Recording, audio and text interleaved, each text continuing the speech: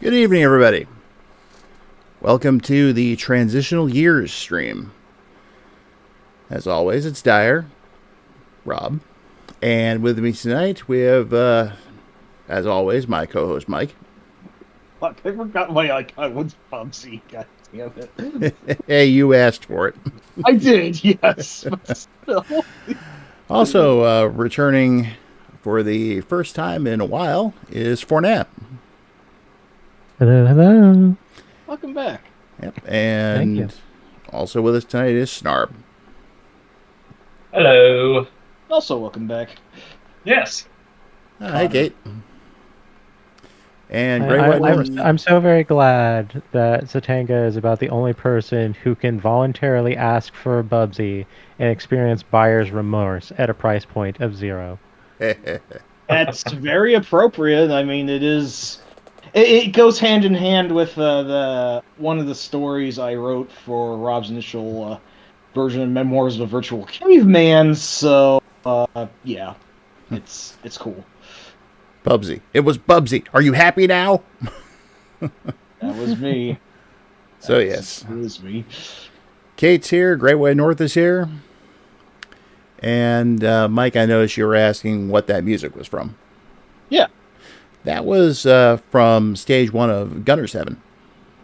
Ah, it's been a long time since I played that, but I actually did play through that in full. I was actually over at a friend's place. This was all the way back in college. It was, God, so long ago now, but it was really neat. I had fun with it. Yeah, it was a fun game. Kind of wish I still had my copy. Anyway. Yeah, que sera. Yeah. So, tonight we're going to be just discussing our memories of this particular period of time. You know, running from about the early 90s up through about 1997 or so, when 2D gave way to 3D, basically. AKA the time when you realized you didn't like gaming as much as you remembered. Well, it's not that I didn't like it, because there was still plenty of good stuff out there. But, yeah, I'm putting way too fine a point on it. I'm just being a dick. Well, my thing was that until I had a reason to upgrade, I stuck with the 16-bit stuff. Yeah. And ultimately, what finally got me to buy a PlayStation was Symphony of the Night. That was actually my winning decision too, because Christmas of '96, or it was either '96 or '97. I decided to ask for an N64 instead, which I regretted once I learned that Symphony of the Night was a thing. I'm like, oh fuck, I should have went with this instead. I don't want to get too far ahead of myself, but the N64 being what it was kind of the start of my Nintendo deprogramming, so to speak. So, I was long there, but we'll get to that later. Yeah. As far as what we did, you know, from, like I said, I was late in accepting the new generation of consoles and whatnot, but started with the PlayStation, moved on to the Saturn, and kind of stayed there. So, but we're going to be covering consoles like the CDI, the Jaguar, the 3DO, the 32X, and obviously the Saturn, PlayStation, N64. And if you look at the background we have, we will be doing some Windows 95 stuff. Snarb, I know that's your wheelhouse. Yes, I kind of had a pause during this period as well. I just couldn't get over the Sega Genesis, and I basically skipped the entire 32-bit generation and went straight into the Dreamcast, which, if you know how the Dreamcast story was both some of the highest highs and the lowest lows of gaming you could have possibly gotten. Yeah. Yeah, but those highs were some good highs. Yes, indeed. Mm-hmm. I Hey, can Gemini. still remember the Emerald Coast. And you've lost me. That's That's Sonic not Adventure, you Sonic knob. Adventure. That's Yeah. the first level with its Oh. kickin' tunes. It was Yeah. the only level I played for the longest time because I only had a demo disc initially for the system because I got it on my dad got it for me on like Mega. It was only $100 at that point. I think it was either 2000 or so, 2001, right before they started to phase it out. So I got it on discount. Yeah, the Dreamcast, I actually ended up buying, I think the same year it was discontinued when my next door neighbor offered me his console and games because he wanted to buy a PlayStation 2. And what he had was the console, a couple controllers, a couple of VMUs, and a crap load of sports games. Ooh. You had to rectify that quick. Oh, you better believe I did. Next week I was down at the local flea market trading all those in and buying as many shooters as I get my hands on. Has anyone ever thought to combine sports with shoot 'em ups? I thought there was a sports game that kind of did that, actually. Isn't that Windjammers, technically? That's a bit of a stretch, but My Maybe- first thought was Bombing Run in Unreal Tournament 2004, Oh, yes. Huh. Yes. which combines Unreal Tournament with football, where you are the ball. Well, Yes, and you can kinda. actually kill yourself by going into the goal. Yeah, Oh, and that gets you geez. double points as opposed to shooting it through the goal. I wonder if that's what inspired Slam Ball and Gears of War. But talking about Gears is probably a no-no around yeah, Rob, that's so. a little too far ahead of what we're doing tonight. Yeah. I was thinking the closest thing I could think of was Kingdom Grand Prix. Yeah, Maho Daisuke. Yeah, You're right. yeah. You're right. Mm-hmm. So That's actually pretty much, I think, the best example I could ask for. The only Wait, other one I what's- could maybe think of is Nitro Ball by Data East, which, well, the first or second stage, I think it was the first, is a sports arena where, the catch of the game is that it's a commando-style shoot-'em-up combined with the aesthetics and sometimes physics of pinball tables. It's a fucking bonkers game, and I really like it. I just realized there's another game that qualifies, and that's Ballistics, I believe, which did get a TurboGrafx port. I believe it was Amiga originally, but Yeah, that one's I weird. remember that one. It That one's sucks, but super weird. I find the really creepy aesthetics kind of fascinating, at least. Yeah. So. yeah, I played that once or twice and was like, yeah, I'm gonna pass. If it had a Roger Dean cover, I take it you were probably not interested in playing it. Well, that's not necessarily true. I was very interested in playing Shadow of the Beast for the longest time. Oh shit! I stand corrected then. My bad. Besides, what's wrong with Roger Dean's artwork? Oh, I mean, it's not. Oh no, Roger Dean's fucking amazing. It's just that I thought maybe in your mind you might have kind of gathered a Tim Fallon-esque sort of thought that he's done a lot of great covers for crappy games. Yeah, truth be told, I didn't really see a lot of them. So, Well, dang. that would Well, be there you PC go. or Amiga land. see? Yeah, pretty much. But before we get into talking about that stuff, we should probably start back with the oldest system we're going to cover.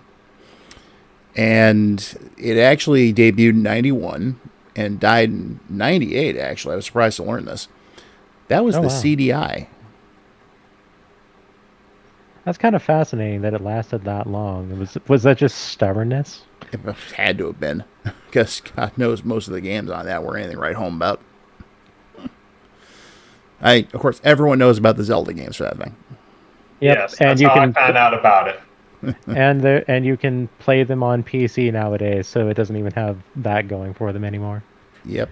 And Hotel Mario, which Oh boy. I think may have been the only game I ever actually played for it back when it was released. I remember going with my parents to, JCPenney or something. They had it set up as a display, and it was a Mario game. And I was kind of like, what the hell is this? This is not a Nintendo console. It's, Super Nintendo. Maybe but it's Mario. I found out the story years later. Right, right. But then Were they you had having a Talking Heads-esque freak out there? This is not my beautiful Mario. This is not my beautiful game console. no. I was kind of not so enamored of Mario games at the time.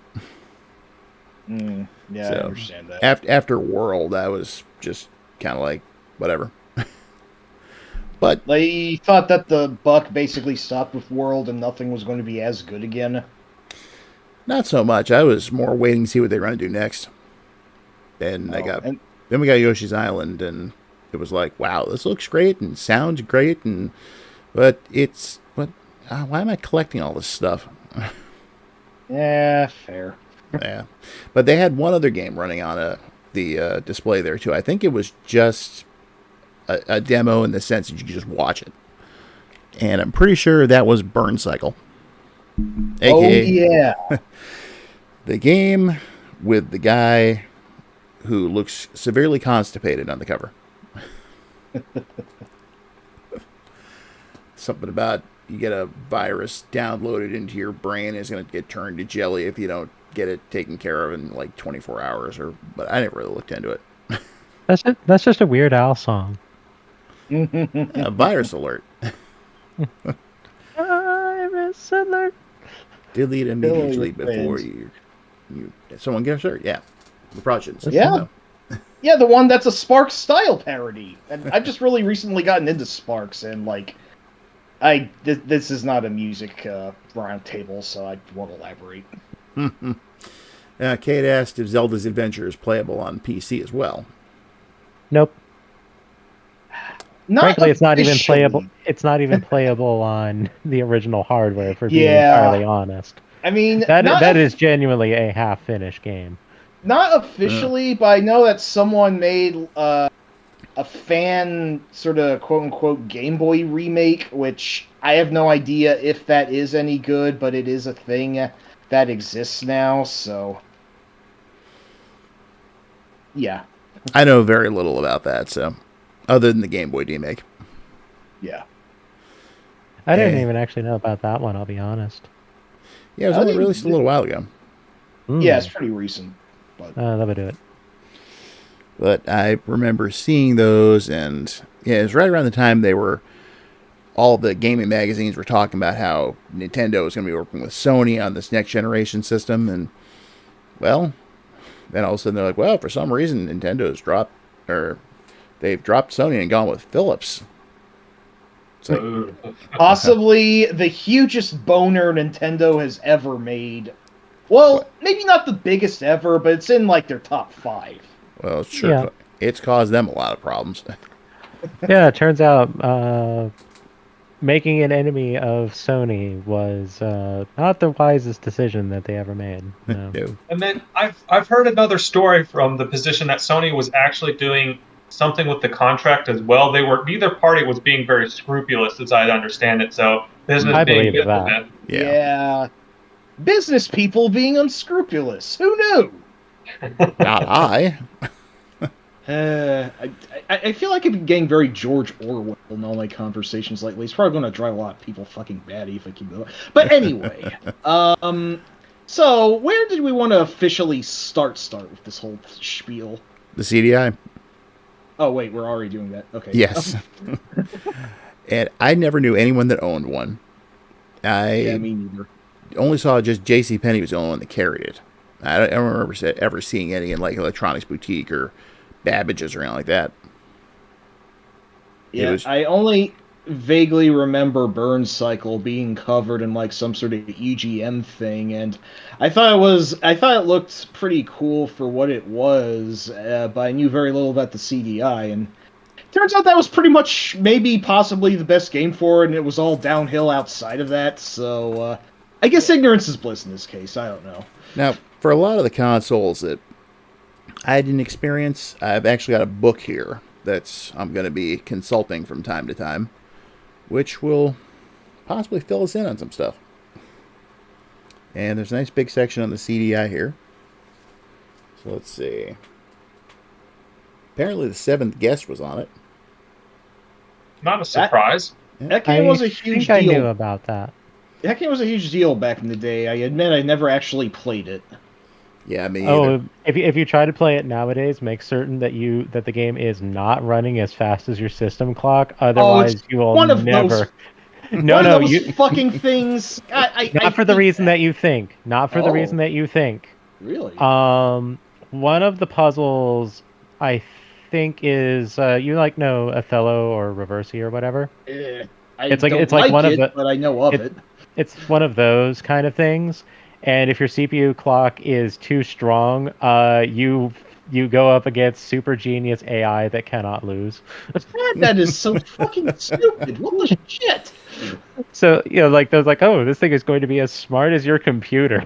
And I'm already bad turns enough out- with a fellow. I don't need a giga computer brain humiliating me on top of that. Here's one all of us here would be sure to love if we ever get a chance to play it. ABC Sports presents the Palm Springs Open. Oh boy. Golf. Yeah, it's a golf game. I know one person who would be super into it. Yep, And I know the same. And I know at least two of you also know who I'm talking. Yeah. Yes, yes, we do. So I guess I'm the odd man out here. Evidently. Hi, Weasel. Weasel, if you're huh? out there, let me know if you know what. We'll ask him after the stream if he knows. Oh about this boy. one. Like we need to get Mhm. Weasel on here just so that Weasel can explain over a video the golf shrine. By the Yeah, way, if you ever do a stream that runs parallel to either golf or card games, I would say- Windows 95/3.1 card games. yeah. Although I know that nowadays he really doesn't like to be in streams, so it'd probably be a hard get, but it'd be worth a shot. Yeah, I wouldn't force the matter, but boy howdy, the golf shrine is a thing of glory, and I like bringing it up whenever I can. It's great, yeah. by the way, thanks, Kate. That was the one avatar I could think to go with. I mean, it's a good choice. Oh yeah. I still actually need to play Legion someday, but since Kate loves it so much, I really do have to give it a fair shake. It's good. It's better than the visuals would initially lead you to believe. Mhm. Yeah, it kind of got shit on for its time because of the digitized graphics, but a lot more people have appreciated it now after getting over that hump, so... Sadly, I was one of those people. I don't blame you. I know that the...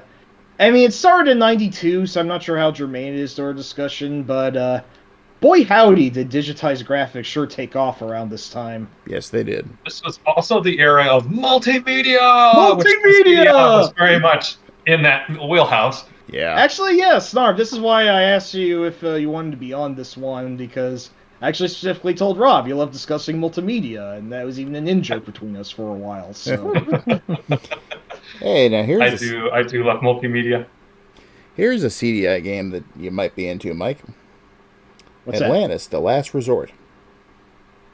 The Last Riz... Is Oh, that the first-person shooter? Is that the only first-person shooter for the system? Yep. You actually have know- to have a special chip for the game to run, by the way. It doesn't just run on a native CDO or CDO. Oh, God. I'm getting two consoles mixed together here. The CDI. What a terrible abomination. Oh, hey, look, you could also get Connect 4. I'm not sure I know what The Last Resort is, though, I will be honest. Well, the full title is Atlantis: The Last Resort. No, I'm honestly not familiar with that one, I'm sorry. It's just Wolfenstein 3D with sort of a Greco-Roman theme. Oh, okay. It sounds better than The Last Hope. Probably. I'm not going to mention the title of that one. I'll leave it all to you. Ooh, Jigsaw, the ultimate electronic puzzle. I'm learning a lot of stuff I didn't need to learn. I'm gonna put the Hey, book have down you for heard a of the while. only beat-em-up for the system, Rob? Mutant Storm Body Slam? I That actually one sounds have. vaguely familiar. Ah. I've never played it, but I've heard of it. I do have to admit I'm not as hyper-educated on the CDI's library as maybe I should be, at least due to osmosis of the people I generally hang around. I can't tell you about one game that, quote-unquote game that always seems to come to mind whenever I think of the CDI. Although calling it a game is rather generous, that would be the Flowers of Robert Mapplethorpe. I knew you were going to say that. I knew someone was going to bring that up. That's sure a title.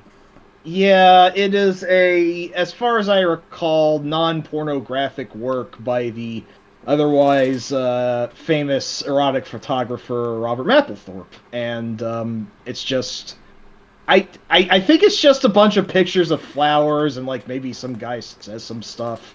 I, Okay, So then I really like the idea because you're painting a mental image in my head where instead of doing erotic content to pay the bills for, the more like higher concept thing. Here's the higher concept thing to pay the bills for, so I can make more erotic content.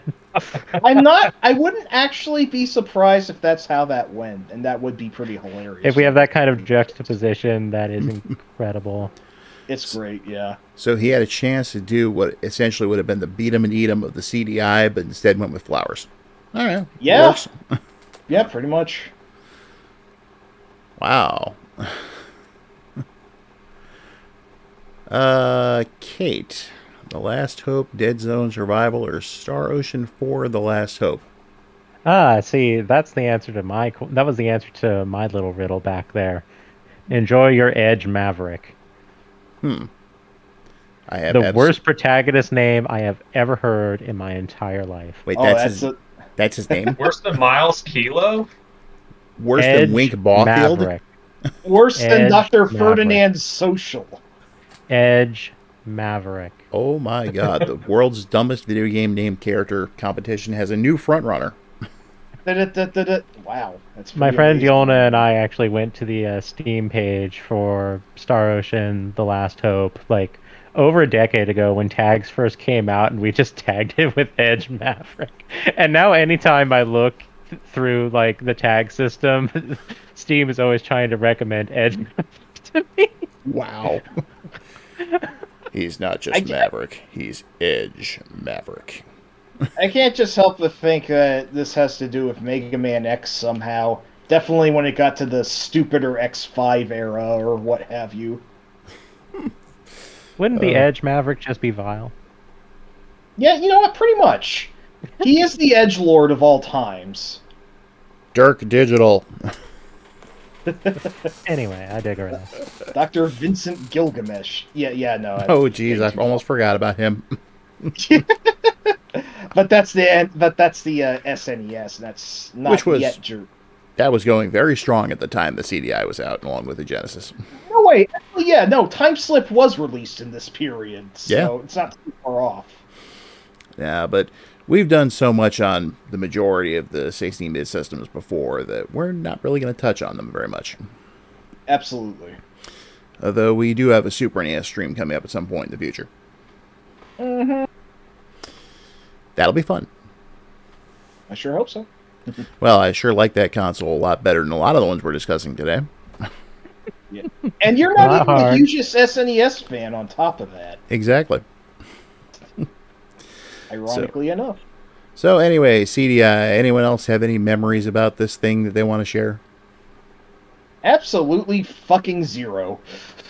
I never played the thing, I never saw the thing, and like I am definitely not the authority to talk about the CDI.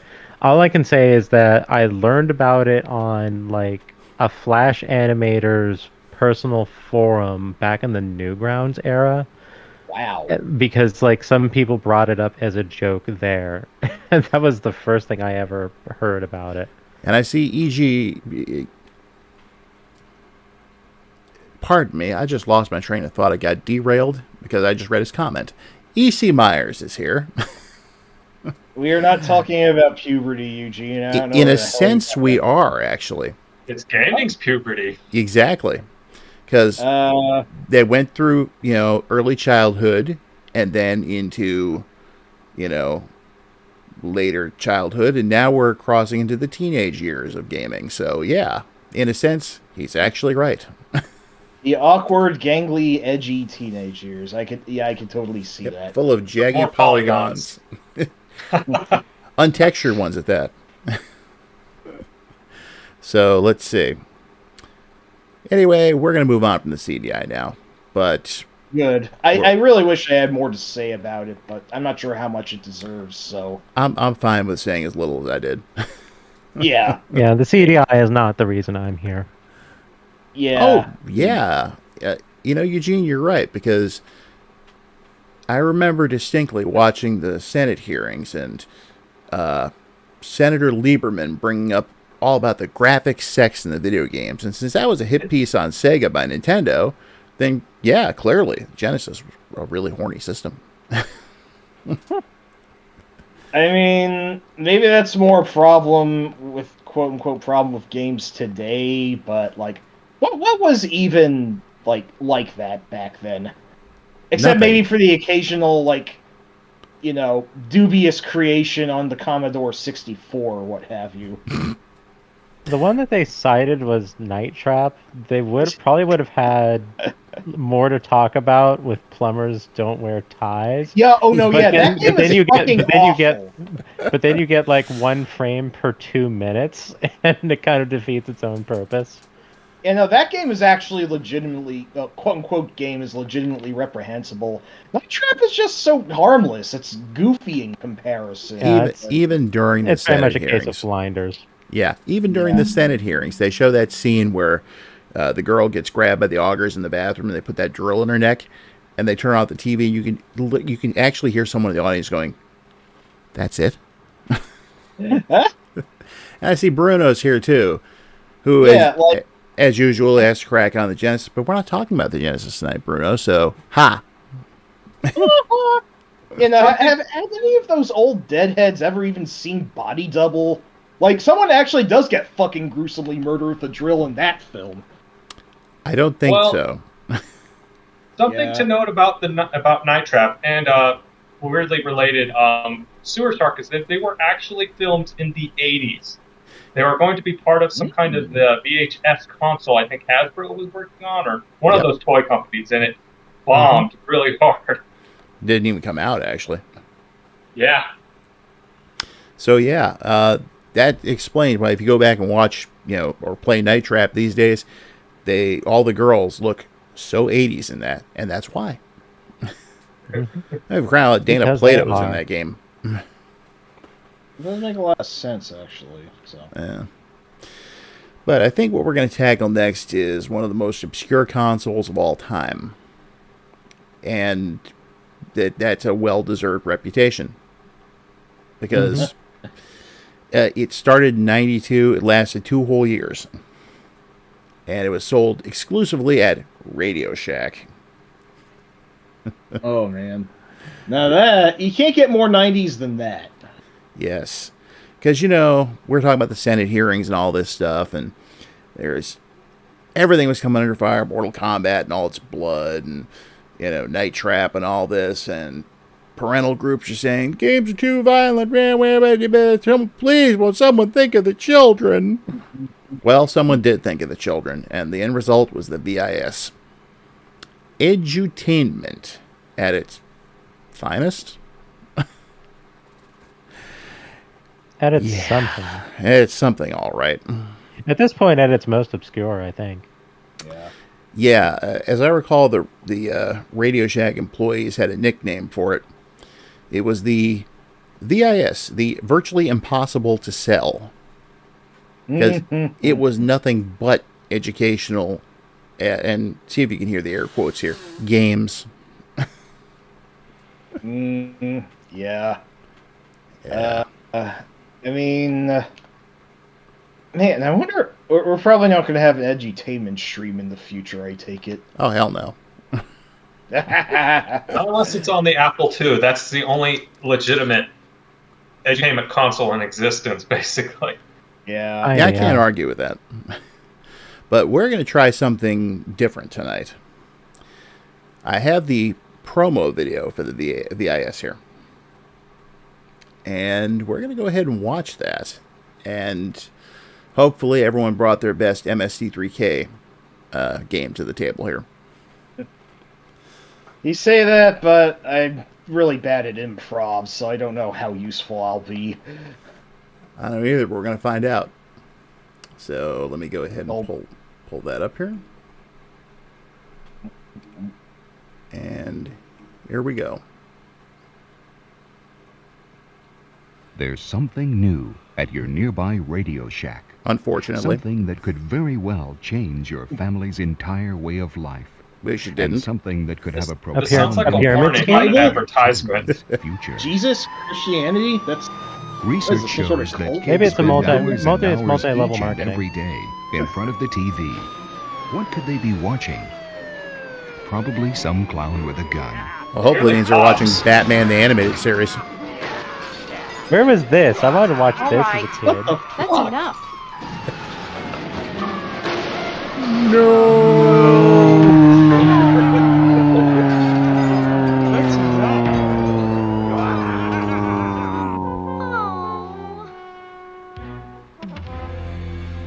Da-da-da-da-da-da. What the hell is that thing? Don't understand. Oh no, What- no. What is this Buzzy Buddy bullshit here? I have Blender open right now, and my polygons look better than this. Oh God! Everything about this is Now there's a way to horrifying. get something good out of your TV. I like the Something animation that there of it makes just sense. rotating in the air. With VIS. That is not the voice the that new thing should video have. information No. system. It's a fun, informative learning system for the whole family. No, it's not. What to do? Just follow me. Maybe in theory, but not in practice. Oh, Hell. By the way, these people Wow, have 4 can we do that? candles on like Sure, their that's coffee easy. table in the middle of the day. Just pop a What? disc into that Yeah, drawer. right. What kind of romance hey, are they that having the looks just children like a do? compact What? disc. Why are you That's 'cause putting it this is a disc upside compact Lot disc. of down? that. Okay, Mom. Now just It's like press it's either that upside button down there. or labelless. Either way, not very effective. It's a witch! My- Burn it! Oh no, it's the 3DO controller. Hey, we're inside. God, or With was VIS, that the happened to you Mike can TV actually get and, inside Yeah, did none of you your ever TV? watch That Willy way you can Wonka? This get is a more bad out of thing. it. Come This is on, exactly let's take yeah. a look around. This never happened.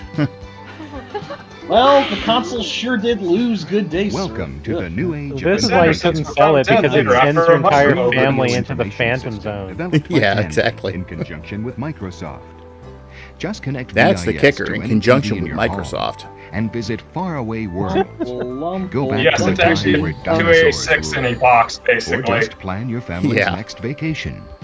No VIS one also ever comes did with this. Compton's Multimedia Encyclopedia. A world of Multimedia knowledge that truly comes Encyclopedia. alive through sight and sound. Delia, VIS Amelia finally Bedelia, makes TV everything it was meant to be. Everything it was As meant a to be. sophisticated Dead on culture, arrival. We realize that Yeah. education Wait, is the why key is to your our voice future. different? But VIS can also take you back in time. Back to time when big dinosaur ruled. Why is your voice different? This Shut is up. insensitive for some reason. Whoa, he's a big one. What's he called? Kiddas Eatropus? Whoa, let's get out of Excellent. here. 11 out of 10. Quality comedy. Wow, glad our nuclear family Why were you survived missing a that. child all of a Was sudden? not. Wow, that was close. You know, there's a multitude of titles available for VIS. Did they steal that Just think floor of in the there from possibilities. 3D World Runner? There's home productivity.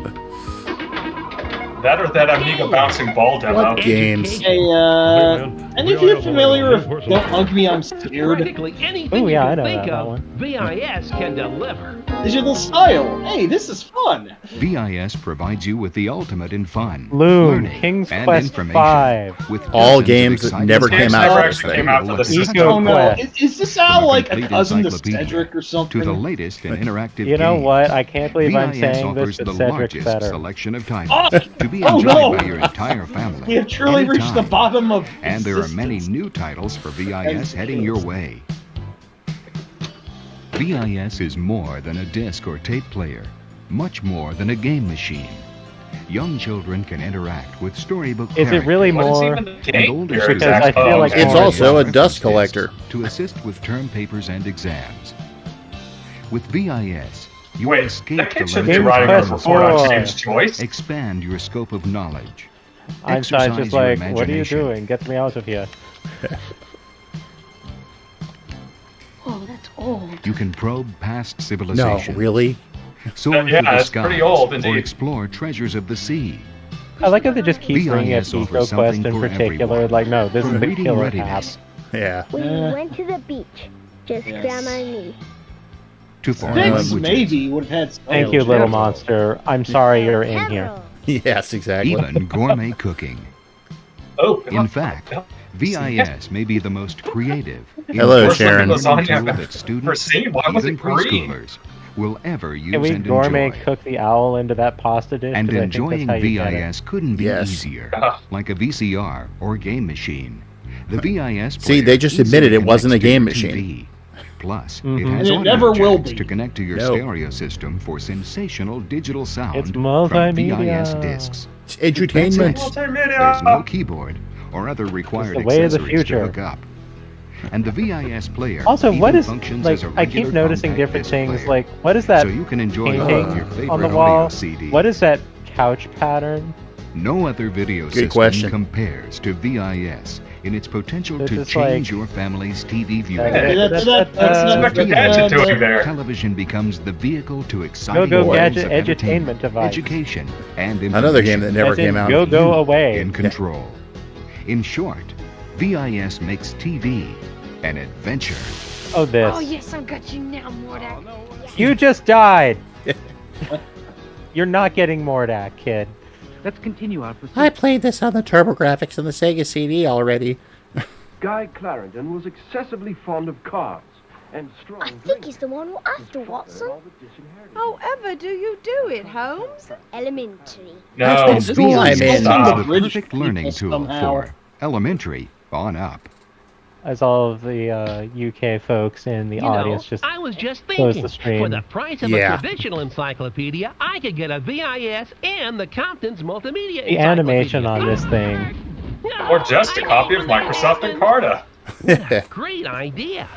A Ugh. VIS and Compton. Hard to believe it. Encyclopedias used to cost that much. Like, I like how they mastered the VIS art comes of with your bad first flash program at no tweening extra charge. without having flash. Compton's Multimedia Encyclopedia. Well, they might have had a precursor to With it. Compton's, you can travel the globe, So explore they're ahead of the game science, on something. journey through world history, and bring the world of knowledge through sight and sound into your own living room. So why not just sell this on the PC? Did they? What your country I think they can do did. for you. Wouldn't surprise me. Ask So what why you have a can cult do for your console country. for just this basic All experience? this, plus Webster's Intermediate Dictionary, I To don't fool know. parents, I think. VIS, and Compton's. Probably An it's just like, unbeatable ooh, combination. if we can get in on the ground with this one, we're in Because it good. incorporates Yeah. powerful Except, multimedia computer like, technology. The internet launched VIS in brings what? you the best in interactive software 2 years from the after this PC or something? to your TV. Yeah. For example, you and your children can have entire reference works at your fingertips. Tommy? Yeah, just have that text be burned into your You CRT. should have finished it by now. You know it's due tomorrow. Oh, it's finished. I finished it last night. What? You finished it last night? Well, then what's this? Jeez, Mom, I'm not so did you surprised, realize that Mom. Vikings crossed the Atlantic and visited North America nearly 500 years before Columbus? Suck it, Look, they Columbus. started a colony. Yeah, let's- This is the Let's one say- thing that this thing You gets know, this isn't right. for Columbus school. is a You're fraud. just doing this You on your know, own because Point. you're interested? Yeah, and look at this. Admittedly, learning that Columbus is a fraud is very interesting. Yes. VIS is the interactive video system that broken- transforms television from a broken passive VIS medium is into right, a powerful maybe vehicle for once exploration. Yeah, With pretty much. VIS, there's always VIS, something good the on broken TV. clock of video consoles. Bravo! Bravo! Love it. Encore! Works for me. VIS. No, It's Encore- TV no, you fucking can Encore. really hoot Dude. over. Well, it has to Yeah, strike please. twice, and we've only gotten one so far. Come into You know, Radio Bubsy and Shack Bubsy today 3D looked for a better free than that. hands-on demonstration. Yeah, that's easy. sad. Of course it The is. magic of the Memorex VIS and the Would you Compton's be interested in our Multimedia virtually Encyclopedia. impossible to sell From Radio console? Shack, America's No. I'm here for technology some, store. like, batteries. I or feel like something. showing Radio Shack footage at the end of this thing is the equivalent of showing a snuff film. Can't argue with that either. Yep, it's multimedia because it's got the guitar solo there. Red 90s, dude. Cuticle! And this is how we got Poochie on The Simpsons. Pretty much. I don't know about this. Collect. I have to go now. My planet needs me. Well, two things. One, I think improvement. I'm definitely the worst at improv of you four. And B, I'd never heard of this before, and now I feel poorer for knowing its existence. Well, I got plenty more to say about it, too. Well, go ahead, because I think I got diddly shit. Yeah, same. You actually have me beat on terms of obscure consoles here. I'm going back to the Digital Press Advanced Guide for this. I'll read you a few select comments. Oh, good. Let's see. Everything from the King James Bible to cookbooks to historical games such as Sail with Columbus can be found on the console. Makes you wonder what sort of business model they were using. Did they really expect children to rush home after a day of school so they can delve into a rousing game of World Vista? That those kids would cry, wanting to stay up later so they'd get further in the manhole. To be fair, the manhole's actually a pretty fun game. I was going to say, like, if you want to get further in the manhole, then you want to be playing Sewer Shark. That's on the Sega CD. Yeah, exactly. And let's see here. It says that, sadly, some of the best stuff that was planned for release in the VIS never saw the light of day. Inspector Gadget, Larbo and the Dagger of Amun-Ra, Loom, and Lemmings may not have saved the system, but they would have at least made it a little more appealing. The idea of Loom, a groundbreaking, artistically masterful point-and-click adventure game, known in particular for its musical production, and given the fact that it plays Swan Lake as its intro, the idea of that on this attempt at a media box kind of baffles me, because it's the kind of thing that strikes me as not having enough CD speed or processing power to keep up with that kind of thing. Well, whatever the case was, the VIS was not up to the task. Evidently. It couldn't even run Wolfenstein 3D, so why even bother? Oh, geez. You know what? For all of this smack talk, I am genuinely curious. Could it run Doom? That is a good question. Maybe one of those really stripped down ports that have come out that are EGA and do all this other crazy stuff to optimize. Look, I've seen Doom on a pregnancy test. Okay, if they can put it on that, I want to see them put it on this. Okay, check this out. There were 27 games released for it, and 44 non-games released for it. Exhilarating titles like The Paper Bag Princess, Our House, The Night Before Christmas, Title Sampler. Title Sampler? Yep. Vision Multimedia Bible for the entire family. And, oh, good. Yeah. I'm glad it's for the whole family and not just for the adults, because that would just be the Old Testament, right? Exactly. And ones with all the actual fun stuff. And Henry and Mudge, the first book. The first book next to the Bible? You're making that claim? Why not? I'm not going to say that the Bible is the first book, but the chutzpah. Ooh, sick burn on 3DFX there, Brandon. Here's a good one. Game was released called Kid Fun. And the notation here says, sing along to the lively music of Cindy the Song Lady. Oh my God. This gives new definition to the word awful. If you've ever wanted to see a waste of CD space, this is it. Is it just a production with that little bouncing ball over lyric subtitles, and that's just kind of it? I have no idea. I've actually tried to look for that game. I can't find any footage or anything. Yeah, who is it? Someone in the chat mentioned, E.C. Myers mentioned that they can't find any of these on eBay. I wonder why. The kids who actually got them from their parents, thinking they were going to give their kids a nice, wholesome, entertaining experience that wasn't going to corrupt their fragile little minds, probably burned them. It's like, well, Billy gets to play Mortal Kombat 2. Why do I have to play Sail with Columbus? Because it's educational, which means it's good for you. Because your grades aren't high enough to justify it. Exactly. Don't Well, forget. Go ahead, Mike. I think this whole excursion proves that Demolition Man probably had a point. How do you use the 3 seashells anyway? Oh, Well, good you gotta- grief. I want to see the VIS just broadcast murder, murder, death, kill, murder, death, kill, murder. That would be great. Oh, geez. Can we get the owl to do that? Yes. Gotta be a way to do it. Murder, death, kill. Watch out, Graham! A poisonous phoenix! And Anyway, so the VIS died a horrible death when it was barely out of the gate, and we're all the better for it. But not an undeserved one. A completely deserved one. Exactly. So let's move on to something that's actually more entertaining. Something made with like actual quality control. Yeah, I guess that'll work. And something that at least 3 of you are representing in your avatars, I believe. Mm-hmm. Yes, the other 3. Let's talk Jaguar.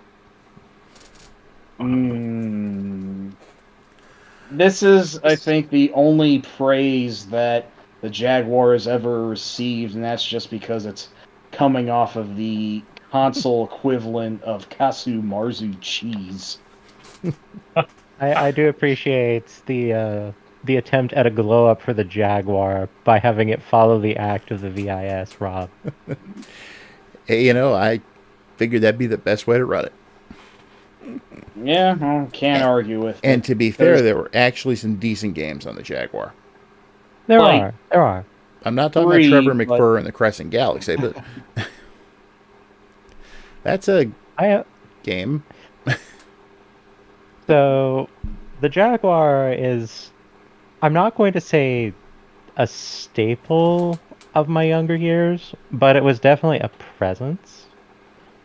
And so the story goes, from what I assume to be the later years of the Jaguar's life cycle, one day my father took me to our local Kids R Us and asked for a Jaguar, and we came away with like 7-ish games or something.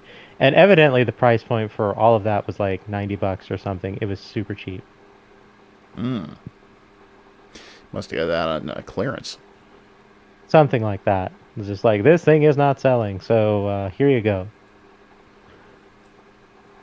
Well. So, yeah, I ended up having a much larger install base with the Jaguar than a lot of people can claim, which is a very dubious honor. But I'm not going to say that it does not have its place in my heart. Honestly, probably the best game on there is Pinball Fantasies, if I'm being entirely real. It is. I don't know if this is an elitist statement, but I do find it sad whenever a game that is considered the best around this era was not a console exclusive. That the best they could do is just a pretty darn good port is a rather backhanded compliment. But honestly, I genuinely didn't even know that it was not exclusive to Jaguar, because I'd never heard of it otherwise until like a year ago. That's fair. Well, you know what, Mike? The answer is obvious here. You need to do the math. I'd rather not. I hate math. I feel like that was almost the same advertisement scheme that the TurboGrafx used at some point to say that they were a true 16-bit console. Which, kinda, yeah. Yeah, they didn't use do the math, but it was something like that. But it was, I don't know if you want to talk about advertising with consoles that made a point out of how many bits they had. Let's look at the Neo Geo. 128 bits. Wait, do we get to talk about the Neo Geo? No, we're still talking the Jaguar. Never mind. You get to pay for every one of those 128 bits 5 times over. That's true. Just as an aside, before we get back into the Jaguar talk, does anyone remember the Neo Geo ads that came out, like the infamous hot dog ad? I never even knew about. That's the only one I remember seeing. I never knew the thing existed until I was in my 20s. Oh, wow. Also, Kate wants to know what your icon is. So, funny thing, I was actually going to segue into that myself. Thank you, Kate. So, the icon that I'm choosing to represent is from Tempest 2000. This is the little ship that you use to navigate the edge of the grids and shoot back at the all the little gribblies that just kind of cruise down the very simplistic polygonal fields and try and grab you. Yeah, I'd say that's probably one of the best games for the Jag. Yeah, if it's not Relatively Pinball speaking, Fantasies, it's probably Tempest 2000. Yeah, It's pretty got much. the music is like really good. It actually has like a little bit of vocal sampling, which is kind of impressive. And it's genuinely really fun. Absolutely. It's a beautiful update to the original. That was a picture of an RPG accessory. You could make the Tempest ship into like a little pin or something. You could make like a little hair clip out of it. But yeah, that was a good game. I remember actually playing the Jaguar when it was initially released. A little game store down in Orange City, and Florida had it, which I used to frequent. And the only two games they had at the time were Trevor McFur and the Crescent Galaxy and Cybermorph. Both of which were games that I got in that collection, and I have cleared both of them, in fact. You cleared Trevor McFur. I'm actually kind of impressed. It's not worth it. Yeah, so I'm surprised you had the patience for it. I had a lot of time. Okay. I will say it's kind of like it's not a good shooter in any respect, honestly. You kind of have to make your own fun with it and just so the big thing about the Jaguar, for those who are not aware, is the incredibly infamous controller, which imagine a Mega Drive / Genesis controller where you have D-pad on the left, 3 buttons on the right, and then a start button somewhere sort of in between. Now remove all of the ergonomic capability of that controller, and on the bottom of it, put a phone pad. I'm not joking. So it's like they mix a Genesis and a Atari 5200 controller. I was thinking like a Bell telephone.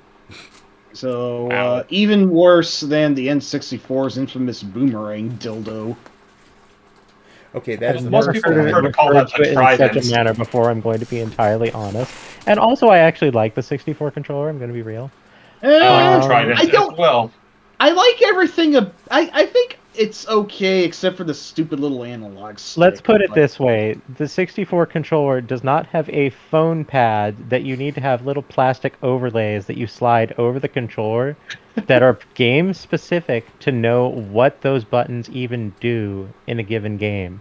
I mean, no, there's no way the N64 controller is worse than the Jaguar's piece of shit, but going back a little bit, the association to the Intellivision controller is actually quite apt because that actually does the little slidey thing. Mm-hmm. So evidently Atari was just really intent on ripping off Mattel Electronics from the early 80s with the Jaguar of all things. And in Trevor specifically, you need this little plastic insert to know which of the buttons on the whole pad accesses which special weapon or utility tool. Because you'll get icons for each one of them, and they're all tracked individually. And you do have a scaling upgrade system for your weapons. But if you actually want to use anything that would be analogous to a bomb in any kind of more modern shooter game, then you have to consult the phone pad. Wow. And here I thought Star Raiders on the 2600 was overly complicated. Good lord. Yeah, there's a reason I didn't like that game. It's sure something. It doesn't help that there's 3 good things to break out, and then the rest of them aren't any good. And one of the good things to break out is an invuln shield. I'm glad I didn't put more time into that game. I really am. Cybermorph is definitely the far more interesting and compelling of the two, seeing as how one, that's actually a 3D, like 3D environment and navigable game that uses that is completely polygon based, both for your avatar, which is a ship, and the entire environment. About the only thing that is not three-dimensional is the HUD, which includes the rather infamous and bizarrely lacking in hair uh, facial image of the ship's AI, which is a lady who will ask you, "Where did you learn to fly?" The So bald yeah, weirdo. if anyone knows about this game, it might be because of the angry video game nerd, but yeah, Also, I had this game before that guy existed. Yeah. cool. Yeah, it's as one of the only two Jag games I played at the time. I played it before he existed. For reference, the phone pad in that one does a couple of special shot toggles as well as camera angles. You can actually control your camera angle and be like, "Oh, I want to have a side view camera here." Does this help you play the game? No, but you can at least look sort of cool sailing, parallel to the camera. Now, I'm not sure if you knew this, Rob, but there's actually a thriving Jaguar homebrew community. Mm-hmm. And they're still coming out with new games to this day. Yep. They've been porting a lot of the old Cinemaware games to the Jag. Oh, that's a match made in heaven. Mm-hmm. Yeah, Defender of the Crown was a big release a little while back. I'm just waiting to see if they do the Three Stooges. Oh boy. Oh no.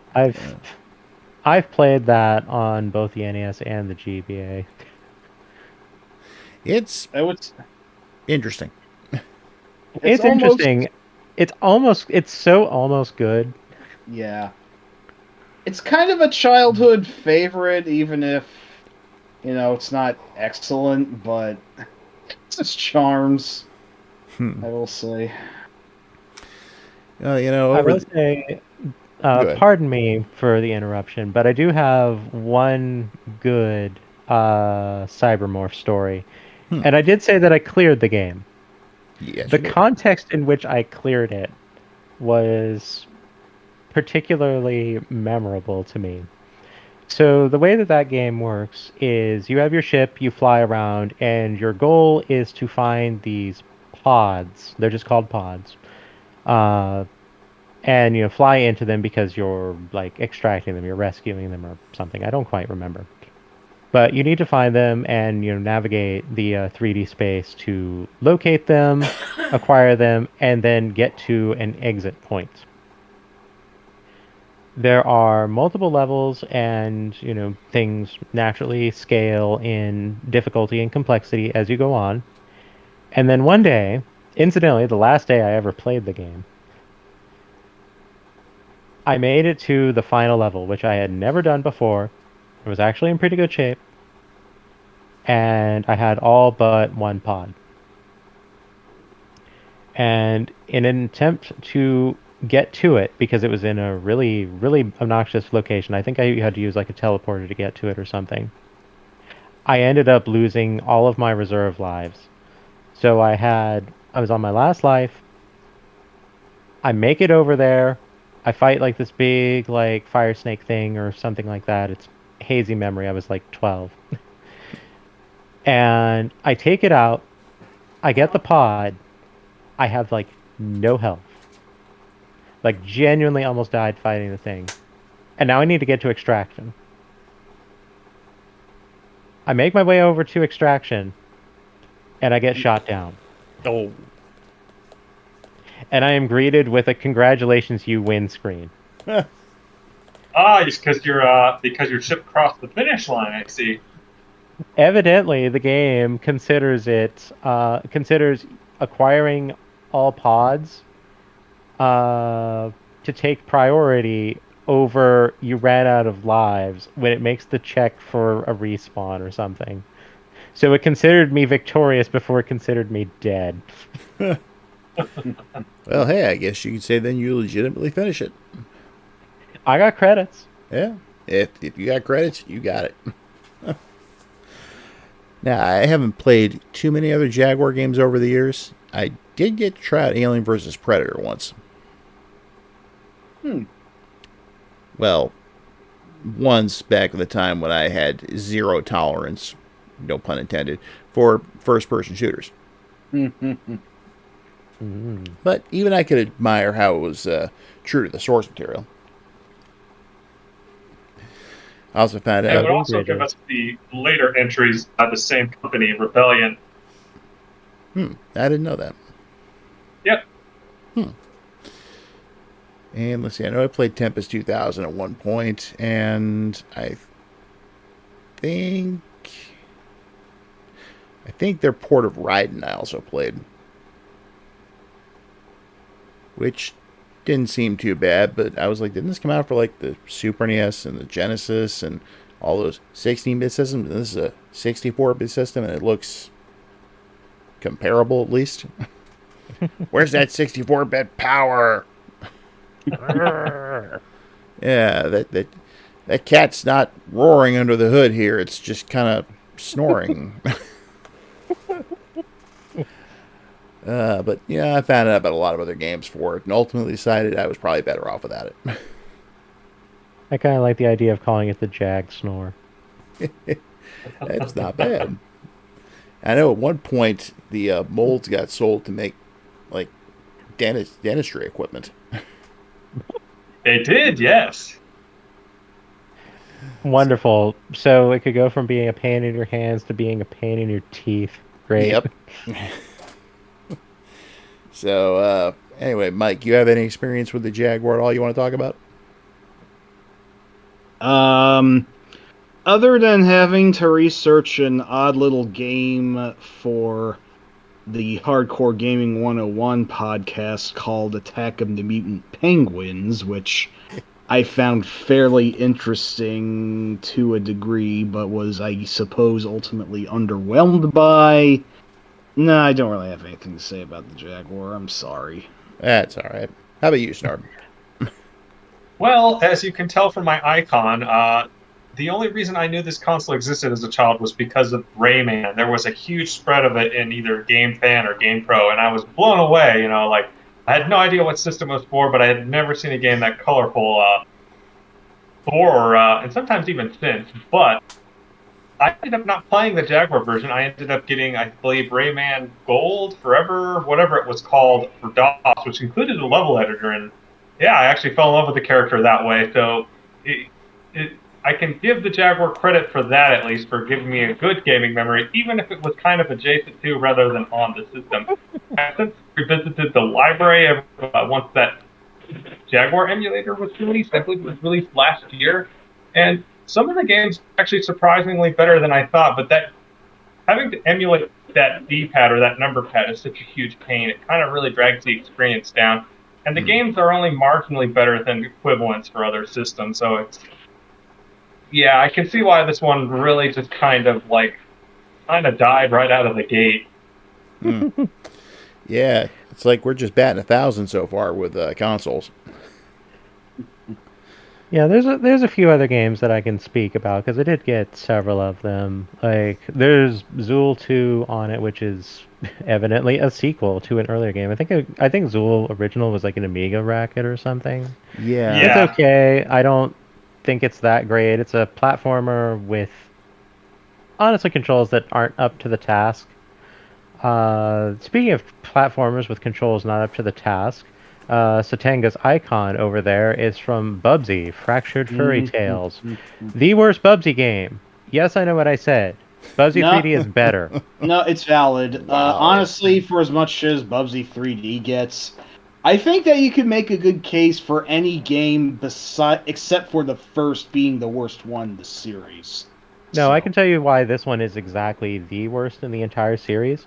Every level is a maze with no indication of where the exit is. Oh, that sounds fucking dreadful. That's god awful. With Bubsy physics and restrictions. That sounds like a match made in hell. It is. It really is.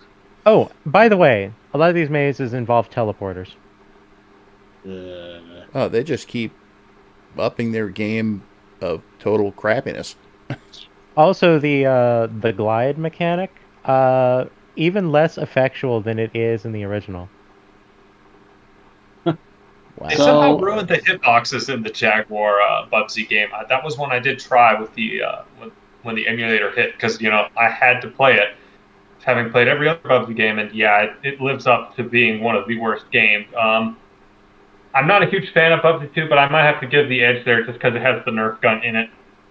I've actually genuinely finished Bubsy 2. I actually like that game. That's fair. I just could not get into it. I felt like the level design was a huge step back. Yeah. It's an incredibly hazy memory, and I remember very little, but that's the one Bubsy game I've actually finished from start to end. So, you know what? I think that says something. I'll say. It is a lot easier than the first Bubsy, I will give it that, but... let's not make this the Bubsy stream now. It's not, okay. But, Bubsy's enough of a figure that I think we have to have some outward context. Yeah. Totally. Some other games of note, there's Iron Soldier, which I didn't have, but a neighbor kid had, where you pilot a mecha. Another entry that we actually was not part of the initial run of games that we got from that Toys R Us was Flip Out, which is a very unorthodox, like, little puzzle sort of deal.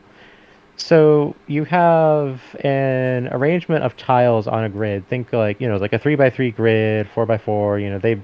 They mix it up. It's not always the same thing. And the underlying surfaces have a color. And then the tiles atop them have, matching colors. And at the start of everything, all of the tiles fly into the air and reassign where they go, and then like a dead tile gets thrown into the mix. So you end up having to keep a tile in the air at all times so that none of them break, while also matching all of the tiles back to their original color positions. That sounds all the while there's a bunch of like little weird, like little blobby guys who just kind of walk along the game board as though nothing is wrong with that, and they will get just crushed by the tiles with like little like noises when they get smacked by a tile. And other ones are like special hazards. Like there will be one that's like a cowboy, and you have to flip a tile like rapidly. Like you would spam the button to flip the tile before you flip that jerk off of the tile, and you can flip the tile, and you have to do that before the other one comes down. What's this one called again? Actually Flip Out. Flip Out. Keep that in mind. It's actually a pretty neat game. I have in fact cleared that one. Probably the most bizarre level of it is the one set at Easter Island, where like the Moai heads have mouths that are openable and tiles can go into their mouths. It's really weird. It's a very bizarre game. Those wacky Moais on loan from Konami. Yeah, it's... I so associate the Moais with Konami that it just sounds weird to hear about them appearing in other games. I know they showed up as in Blast Core. There's some sort of bonus associated with them, but one of them shows up in Panic too. That is true, yes. But we're gonna keep the hit parade going now. Then, how about the console that cost $800 when it was initially released, and that was in 1993 money. Oh boy. The 3DO. You will occasionally get some people speaking in defense of this one, and honestly, I don't see it. To its credit, I will give the credit of they had really cheap dev kits, and they were encouraging creativity like very strongly. I have seen a video essayist who I am rather fond of at this point. In the immediate, I cannot remember her name, and I'm really disappointed with myself. I'm going to look that up real quick. But she makes the assertion that 3DO was the indie scene of its era. And the argument she makes, actually, I find to be sufficiently compelling. Interesting. Yeah. Now, there's a friend of mine who had a 3DO and wanted to sell it. He came down here a few years back, and since I know all the places around here, he asked if I could go ahead and sell it somewhere. And I was like, I can try. So he left it with me before he went home. Left me about 25 games to go with it. So naturally, before I tried to sell it, I took the opportunity to play it. And let's see, there were some good games on it. I mean, there was Road Rash, and there was also Road Rash, and what was that other game? Road Rash. Yeah. By the time I was done and actually did manage to unload it, I was like, okay, now it was a good thing I never bought this thing. Never mind the fact I couldn't afford $800 in 1993. Here it is. I found it. The video essay is by Amelie Doree, AMELIE DOREE, and it's called 3DO, the itch.io of the 90s. Interesting. It's a very fascinating video. And yeah, Techstark in the chat, you're the one who brought this video essay to my attention, so thank you very much. Hey, welcome back, Techstark. Oh, rats! I didn't even.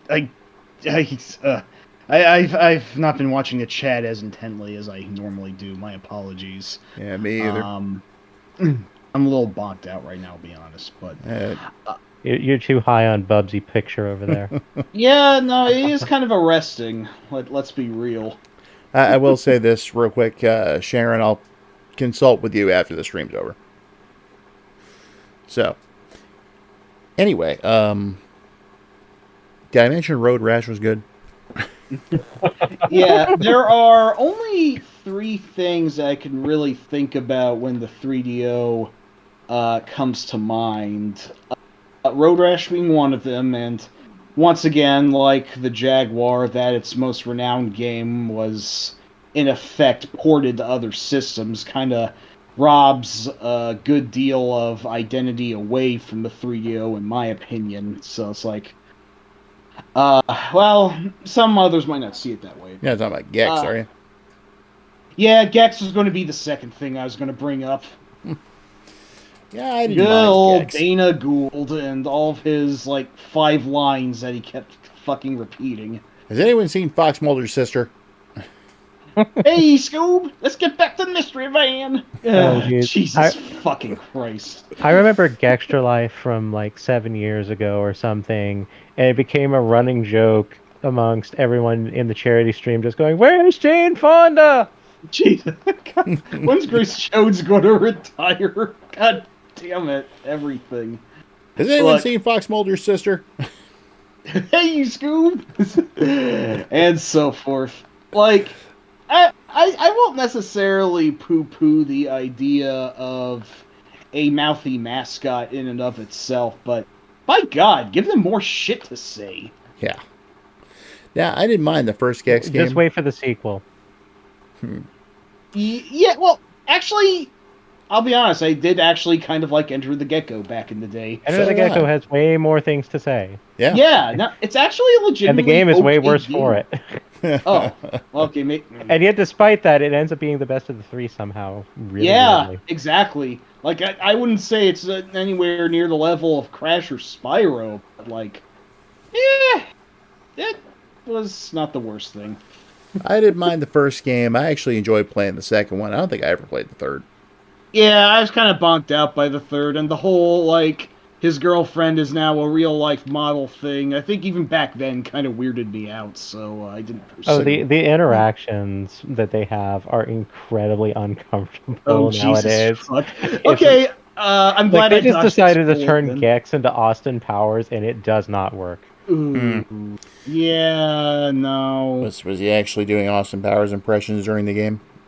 No, he just acts like he is Austin Powers, realistically. Not the character, but that kind of, oh, behave kind of nonsense. Gotcha. Well, is Gex the type to care for a schmuck and a pancake, is what I want to know. I knew that would crack Snarb up if I mentioned that. So, but the third thing that comes to mind, 3DO, is actually one of its few actual exclusives. All right. Sadly, that exclusive is Way of the Warrior. Oh, Way of the Warrior. You had to mention the worst exclusive. Why not a Mercenary? That one's actually kind of interesting. Because unfortunately, I'm not sure I actually know that one. I only remember the fighting game that had Shaky Jake and Thunder Kiss 65 playing ad nauseum on. Mercenary is really funny because they super, super, super expect you to just be dying constantly. So you can actually like complete a goal and they'll act like you just lost a life and tell you to get back in there. Oh, Dark Souls joke, basically. Kinda, maybe. I don't know. I guess. No, like you actually get like narrative progression from the scenes after getting killed. Oh. But if you go too long, but if you actually achieve like a plot success without getting killed, they still act like you just got killed. Wow. It's inconsistent and really funny for it. I'm actually trying to think of some of the other games that my friend had given me to sell for him, and there was one. It was some kind of a flight sim or something like that, but it had a title like VR or something or other. In fact, I got the book here. Let me consult. Do you mind if I say something while you do so? Go right ahead. Go ahead. So, I never played a 3DO, and I have extremely minimal knowledge about it. But I do know that we are going to be absolved of all credibility if we do not bring up Kenji Ino's D while we're on the subject. Let's. That is actually legit. D. It's very much not my kind of game. It's not something I would enjoy, but artistically and creatively, it's very interesting. We have, like, independent of the game itself, the protagonist lady, like, the model, like the actual, like, 3D model, was an attempt at a virtual actress, basically like a digital identity. Like, okay, this is this character, they're in this game, but they're not necessarily the character from that game. They're just acting out this role in that game, which is conceptually very interesting. Yeah, I know that's not the only game to do something like that, but it might have been the first. I think it is the first one. I know that it comes up as like a plot point, sort of, like not one for one in like Macross Plus. There's like a similar sort of deal. It's like, what does our future look like when our entertainers are, digital, like our virtual entities. And, I feel like I'm the one who needs to bring this up because I'm the VTuber here. I'm the closest to this. So Sharon Apple did nothing wrong. Anyway. Also, okay, you just brought back a memory there. I vaguely recall Macross Plus now because the name Sharon Apple. I thought that name was so silly. Anyway, sorry. Brandon, yes, Rise of the Robots unfortunately did come out on the 3DO. It came out on a lot of systems, so shockingly enough. It shouldn't have come out on any of them. It shouldn't have. No. I was so enamored by that game's visuals as a kid, and I swear I rented the Genesis port, but I looked it up, and apparently that only came out in Europe, so I must have just emulated it and conflated the two, but yeah, not a great game, sadly, but the sequel is okay. Sharon, D is a horror game, and it initially debuted for the 3DO by my understanding. Like I said, not my territory. I find horror games to be incredibly boring. Fair. It's basically like a first-person adventure game but with like a very like heavy atmosphere to it. You're in a not adequately lit castle on your own, and you need to navigate through it while avoiding unpleasant things and traps and whatnot in order to find your Resident Evil puzzle pieces and put them where they belong so you can get on with your business, etc. It's one of those kind of things. So just to clarify, you're speaking of like survival horror type of games that you're not a fan of? I mean, broadly speaking, any kind of horror bores me. If it's trying to scare me, I'm bored. But yes. That's fair. Like, horror theming, I think, is neat. Ask anyone. Anyone can ask me about Dead by Daylight, and I'm totally into it. But if you ask me to be, like, feel oppressed or dreaded or, like, try to surprise me or scare me, no, I'm bored. I want to do something else. I was thinking more of stuff like Splatterhouse or Castlevania. Yeah, see, that's like horror. That's horror theming. That stuff is cool. I'm cool with. Yeah, totally. Okay, I found out the name of that game that I was thinking was called DR Stalker. Mm. And it was definitely a flight sim along the lines of Ace Combat. Interesting. And I don't really have a strong impression of it, though, so it didn't leave much of anything with me. But I'm looking through some of the other stuff listed in here, and it's like, Slam and Jam 95. Snow Job. That's an FMV game. One thing the 3DO did have, which unfortunately my friend did not, because I would have played the hell out of this. Star Control 2. Oh, well, that is legit, even if that port is now playable on modern PC parlance. Yes, but that's the basis for the remake. Yeah, before its time, it was really something astounding. Mm-hmm. Yeah, Star Control 2, that started as a DOS game, I think. And then it got a port to 3DO, and there are version differences. Like, the DOS version is entirely, like, text menu based, whereas the 3DO version is, like, graphic icon based. And so, like, nowadays we have the kind of source port-esque version of it called the Urquan Masters, which is, legally distinct. But, it has the approval of Toys for Bob, the developers. And that actually kind of combines the best aspects of both of them, along with an arranged soundtrack, and it ends up working really well. Nice. If you have not played the Urquan Masters, I strongly recommend you go do so. I have not, and I would like to.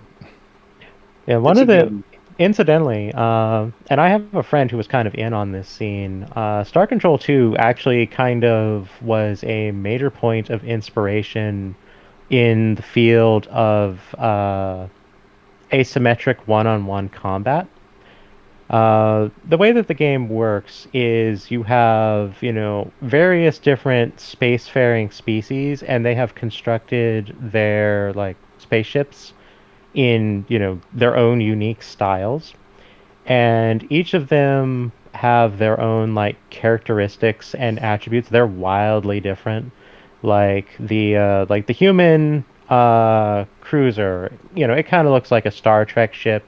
It fires homing missiles that have, not perfect accuracy, and has a point defense laser, so, it could, in theory, shoot down a missile coming at it. And, its forward mobility is decent, its turning is not so great, and it's pretty good against some alien ships. It's really bad against other alien ships. I think it's the Ilrath Avenger. No, it's not the Avenger. I don't remember what the Ilrath ship is. But the Ilrath are like these, spider people who worship their twin evil gods of Dogar and Kazon. And their ships float. Yeah, yes. I was about to say the same thing, Mike. And their whole thing is that their ships cloak and are equipped with flamethrowers in space. Yes, those are the ships that look like a bird of prey. Yes. Yeah, that's right. Yeah, I mean, I'm actually familiar with the original Star Control quite a bit thanks to the Genesis port, and I did play the DOS original a lot in high school. But that's why I was so interested in 2 when it came out, but I didn't know anybody who had it. So that sucks. I got to get on that. But yeah, it's definitely an investment of a game. As it were, it's probably more famed than the first because, unlike the first, which is more like a series of situations, SC2 is a big, fat, overarching quest, as it were. It is essentially an RPG. Yeah. Star Control 2 is an adventure. Star Control 1 is genuinely just like a war game. Yeah, there is right. no narrative. You just have your units. They do their thing. Here's the question, And though. Mhm. Do they still have the melee mode? Yes. Good. So I was mentioning about how Star Control 2 was particularly noted for its asymmetric one-on-one like dueling. Yeah, it's still used as a point in comparison to this day because, some of the best ships in the game are like the Urquan Dreadnought or the Kor-Ah Marauder, which are, like the big heavy ships. They have tons of health, they do immense damage, their attacks are very dangerous, but they actually struggle a not insignificant degree with some of the smaller and more nimble ships, or the ones that have, actually decent answers to their loadouts. So while they will crush their peers, they'll contest their peers and they will crush, like the mid-class ships. The tiny ships are actually not bad against them. So it's like you kind of have like this sort of, you know, incredibly complicated, relationship. Like it's like a conspiracy list, a conspiracy corkboard of what ship is good against what other ship, and it's wild. Like the human ship that I mentioned, turns out it can actually beat the Urquan Dreadnought in a clean fight if it manages to outmaneuver it. If it doesn't, it dies. But if it does, it actually wins. Huh. It's kind of like counter-picking in fighting games, kind of. Kind of. I know I like to test myself in the first one by actually putting the Aralua Lile skiff up against the Urquan. Oh yeah, the Arilu skiff is actually one of the things that can beat the Dreadnought, and it basically comes down to: do you get hit once? If not, you win. I recall and you are well equipped to not get hit once, but if you do, you lose. I recall the Spathy ship being the first and foremost in evasion. The Spathy ship is very, very memorable because it makes use of the backwards utilized tracking torpedo. Do not put those first letters together. It fires from the back of the ship as opposed to the front, so you can basically be running away from your target while firing homing missiles at it. It's one of the best ships in the game, and it's also entirely on brand that the Spathy would do this because they are a species of absolute cowards who, if they were not absolute cowards, would be absolutely terrifying. Yes. And that is why they're amazing and adorable. Yeah, everybody loves the Spathy. I also... Everyone loves Fliffo in particular. Hello, Huam. How are you frightened today? Hello. Or however he sounded. Hello there, Hunam. Not human, Hunam. Yeah, this one is especially juvenile of me, but I always got a laugh out of the Cyrene Penetrator. Yeah, that's another one I was thinking of. I'm not gonna lie. The Cyrene certainly have a theme to them. They also have a pretty good ship there. Oh, the ability to steal other crew is just great. It's really funny. Even outside of that, like the ship's functions are just solid. It's maneuverable and the weapon's good. Mm-hmm. I mean, we should just have a Star Control stream at some point and only discuss the first 2 games ever. Not a bad idea. Oh boy, I have a friend who we could probably bring on for that. Huh. That'd be cool. Yeah, we'll put it down on the list. So, rather than suck up the rest of this time with Star Control, Mike or Snarb, anything you want to add about the 3DO? This was another console I only had a vague knowledge of, and again, it was because of Way of the Warrior. That had a lot of magazine ads, I thought it was cool that one of the bosses was a dinosaur, and that's really all I know about it. But I would later come to know about it because of a port of a certain infamous game known as PO to the PlayStation. And I remember wanting that game quite a lot as a kid for some reason, just because it seemed so gross out and weird. Like, one of the enemies in that game is a walking butt that farts at you. That's it. That's the whole joke. And having gone back recently and tried it and gotten a ways in the game, it's actually a really fascinating first-person shooter because at some point you get a jetpack and the levels get huge, like absolutely gigantic for the era, and just it's very impressive what they were trying to do, but it doesn't always quite work because it's got some awkward balance and other weirdness to it. And yeah, most of my experiences with the 3DO are kind of like the Jaguar or some of the other systems we're going to be talking about. I mostly know them from ports or just second-hand or even third-hand. Okay, that's fair.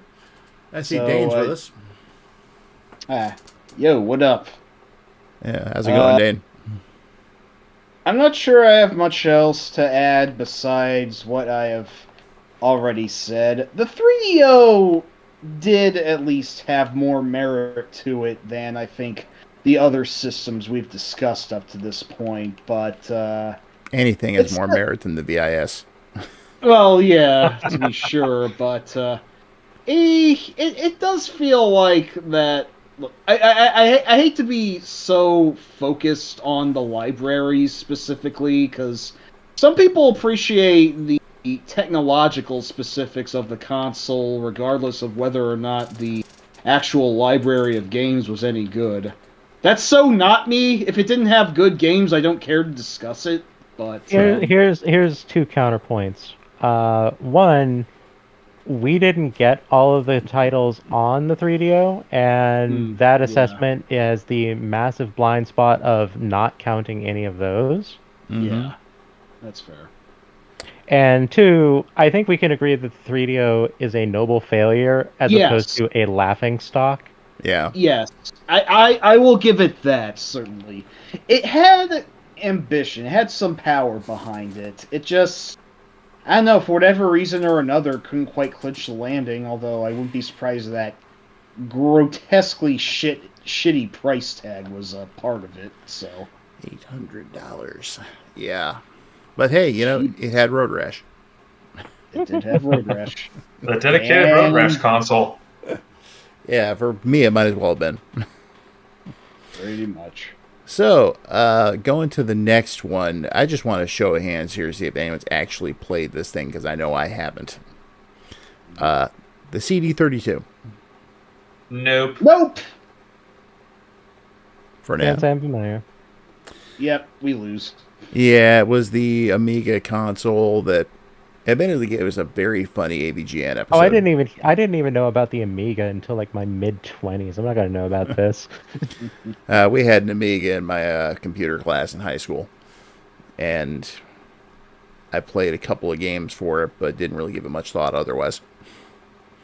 So yeah, that's basically all it was. It could play CD games that came out exclusively for it, but you could also play CD games from the Amiga, if I remember correctly. And it was just kind of there. And didn't really last long. So, the Eat It Joes of CD consoles. Pretty much. So, let's just move on. Yeah, pretty much. Okay. So, that does bring us to Sega's own little transitional thing here between the Genesis and the Saturn, the 32X. Yes, I owned one of these. So did I. I do as well. Yes, the Western branch of the internal culture war.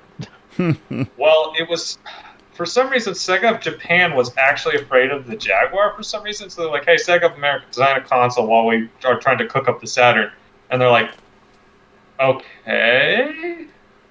So that's how we got the 32X. It is a, I will say, I think out of all of these sort of like mid-era consoles, it actually probably has the most playable library. And yeah. I am biased. Yeah. I got one as a teenager. It wins automatically.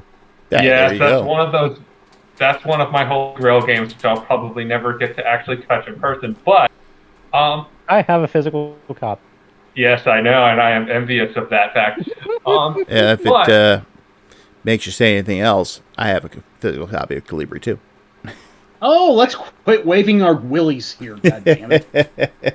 Yo, remember who you're talking to. I do have Knuckles Chaotix, at least, which is the other big game for the console, and it's complete in box, at least. I don't know what happened to my 32X. It kind of just disappeared along with my Sega Model 1 and Sega CD, and I'm hoping someone in my family didn't just sell it for beer money, you know, out from under me, but it might just be hidden somewhere under, you know, in like a back corner. But anyway, great console. I have Knuckles Chaotix as well.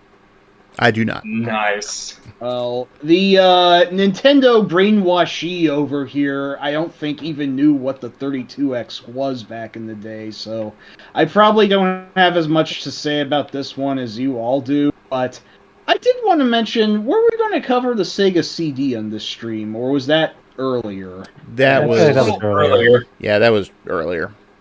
Oh. Okay, Yeah. just checking. Didn't really dabble a lot in 3D stuff, or I think the Outside of closest, Sylphie. Yeah, that's the closest it got. Yeah. And So- Sylphie is an amazing game. Let us not be kidding ourselves, but that is not in the I current love subject. Sylphie. But yes, I was one of the few, one of the only people who knew who the hell is this chameleon, alligator, and bee before Sonic Heroes. Everybody loves Victor. Vector is pretty much the best part about the Chaotix. I know very little about that game because, well, it's a Sonic game, and or at least falls under that umbrella. So I can give you a very short description. Well, I know something: Elastic Band, Constant Companion, no sign of Sonic at all. And you use your partner to open doors and stuff or whatnot. More like physics manipulation. Of a momentum base. Knuckles Chaotix was the beginning of the end of the series, is the uninformed take I'm going with. Yeah. I'm going to take that and throw that directly into the garbage. Go ahead.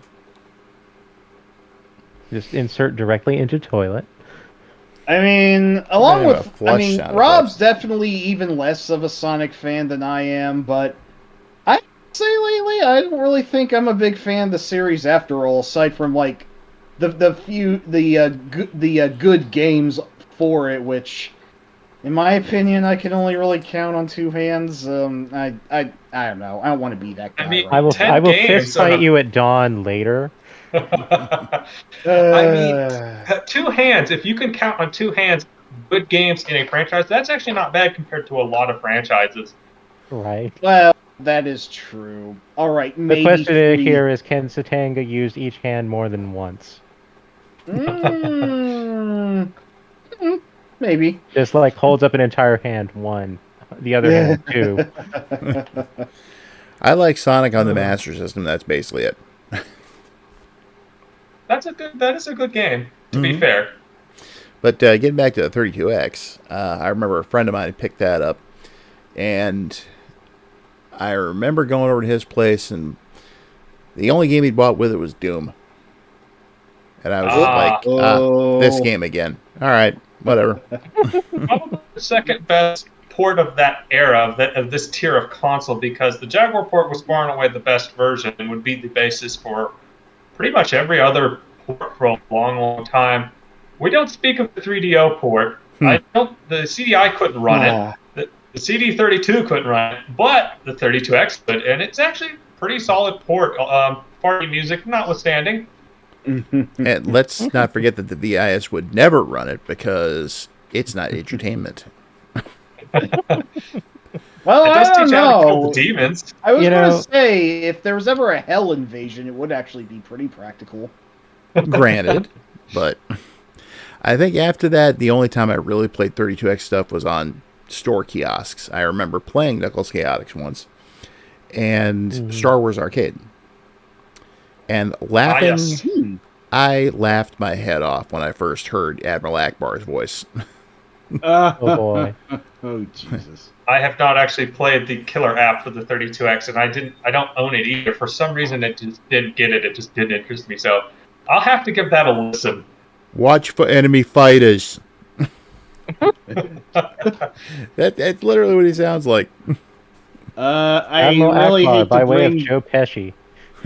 I hate to say this, but your voice sounded a little bit Trumpish to my ears. I'm sorry. That's just New York. Clean your ears. Yeah, Point. Mike. Anyway, it was later on I really got to experience the 32X library for the most part. And, Calibri's great. I like Star Wars Arcade, goofy boys aside. And the reason I even wanted to check out a 32X in the first place was because of Space Harrier and Afterburner Complete, which are Sorry, go ahead. Those are excellent translations. Yes, that Space Harrier port. Yep, I actually have the Space Harrier version on 32X. That was actually how I so heard about Space Harrier. I thought it Really? was just a 32X game for the longest time. Surprise. Yeah, that is. Both of those are just phenomenal ports. It is definitely a good port of Space Harrier. Let's see here. There's some other titles that I had, because I did have a number of them. Let's see here. I actually had the 32X port of Virtua Fighter. I have that that too. Quite a good port. It's cromulent. It's cromulent. Yeah. And Virtua Racing Deluxe was also really good. Yes, I had that as well. Also good. Something that TechStark brought up, Shadow Squadron. That game's friggin' awesome. I'm Isn't not that only familiar. in Europe? Isn't that only in Europe? No, that was Darkside. Okay. I confuse those two games all the time. Don't worry. Yeah, Darkside is impressive looking. I mean, it could pass for an early PlayStation game. But Shadow Squadron is a lot more fun because Darkside, you basically... the first stage is shooting asteroids Mm-hmm. in 3D. So it's like asteroids 3D. And hey. But you have to shoot so many of them, and you have such a short length of time to complete this that it's nearly impossible to get past. I think we've only done it once. But Shadow Squadron, on the other hand, that is, you pick from 1 and 2 fighters, you're sent on different missions, you can actually, you go up against these huge battleships, you can actually take them apart piece by piece. Well, meanwhile, you got fighters flying around, and of course, you can select what your view is if you want to be in the cockpit or behind the ship, and it's a much better experience overall. Totally worth playing. So, and then there was Tempo. That Tempo is, well, it was by Red, the same people that made the Bonk games and like Hagane. Oh, right. But it's for one thing, the game's kind of a visual headache at times. I mean, it looks gorgeous, but there's just so much happening on the screen. And this is just in the backgrounds. One of those mental bandwidth overload kind of games. Yes. Pretty much. And it's it's a little platformer about a hip-hop insect or something like that. Even the way he walks, he just kind of bops along as he walks. Like, he's got headphones on all the time, so it's like he's just jamming out to his tunes while he's walking along, jumping on enemies and whatnot. It is a bit confusing. A lot of the levels are a little maze-like. And I've never gotten more than maybe 2 or 3 stages into it. Interesting. And it does actually open up with a full vocal song, too, which wow. sounds better than a lot of the earlier stuff that had full vocals. But it's a rap. Well, there you go. Yep. And it did well enough for them to release a Game Gear version called Tempo Junior and Super Tempo for the Saturn in Japan. But that was it. Wait. I want to make sure I heard what you just said correctly. Uh-huh. This 32X game performed well enough that it got a Game Gear version? Yes, it did. That's wild. Yeah, it's a decent little game, too. It's less visually busy than the 32X game, so it's a little easier Oh, to you play. don't say. I know, right? Amazing how a 8-bit hardware could possibly be... Yeah, you know where I'm going with this. The Saturn game's pretty good. If anything, it might be a little more visually busy. I know I don't say. But it's worth looking up all 3 of them, I'd say. Just to play them, if nothing else. Yeah, fair. Now, Kate brought up the Doom Resurrection ROM hack. Oh, yeah, of course. I have played that, and it's actually seriously impressive. They took the base game and just completely revamped it. Like, enemies actually have, like, backs and stuff now. Oh, wow. Yeah, in the original port, they're rather one-dimensional. Very Wolfenstein, yes. Yeah, and on top of that, the screen size is pretty small. You can actually bump it all the way up to full screen in that, and it runs at full speed. Very neat. And they also, the original port was only half done. It's like they left half the stage out from what I read. Wow. So all the stuff was added back in along with the weapons that were missing. Well, hooray for getting the job done, I guess. It took long enough. So, and then there's other 32X games that came out, stuff like Cosmic Carnage and some kind of motocross game. And those are honestly not very good. Right. So the motocross game was not Road Rash. It was definitely not Road Rash. Yeah. The 32X is definitely a system that I wanted to play more than I did. So for those not in the know about the infamous Tower of Power. Oh, yeah. Yeah, the 32X required a Genesis/Mega Drive to insert into the cartridge slot. And from there, you could insert the 32X cartridge into the 32X in an absolutely Frankensteinian monstrosity of a games console. Mm-hmm. Especially once you added the Sega CD, because, well, you just had to at that point. Now, if you could have fit a power base converter on top of that, you could have played Master System games too, except for one little thing. There is actually some kind of a software conflict where if you were to try and do that with the 32X, it won't play them. Man, it's whack. Yeah. But yeah, the issue that I ran into was my usage conditions were not great for my old Genesis back in the day. And those usage issues carried forward to, like, one of the capacitors was, like, bent inside of the cartridge slot. Jeez. So you can only play it for so much time before it would just, like, start spewing, like, garbage sound, and would just keep doing that until the machine was turned off or reset or something like that. I think system heat was partially responsible, but it would also just kind of, like, do it randomly. So in playing 32X games, I can only do it so much. It was kind of like having a glorified demo station for it with a really orally gross next player function.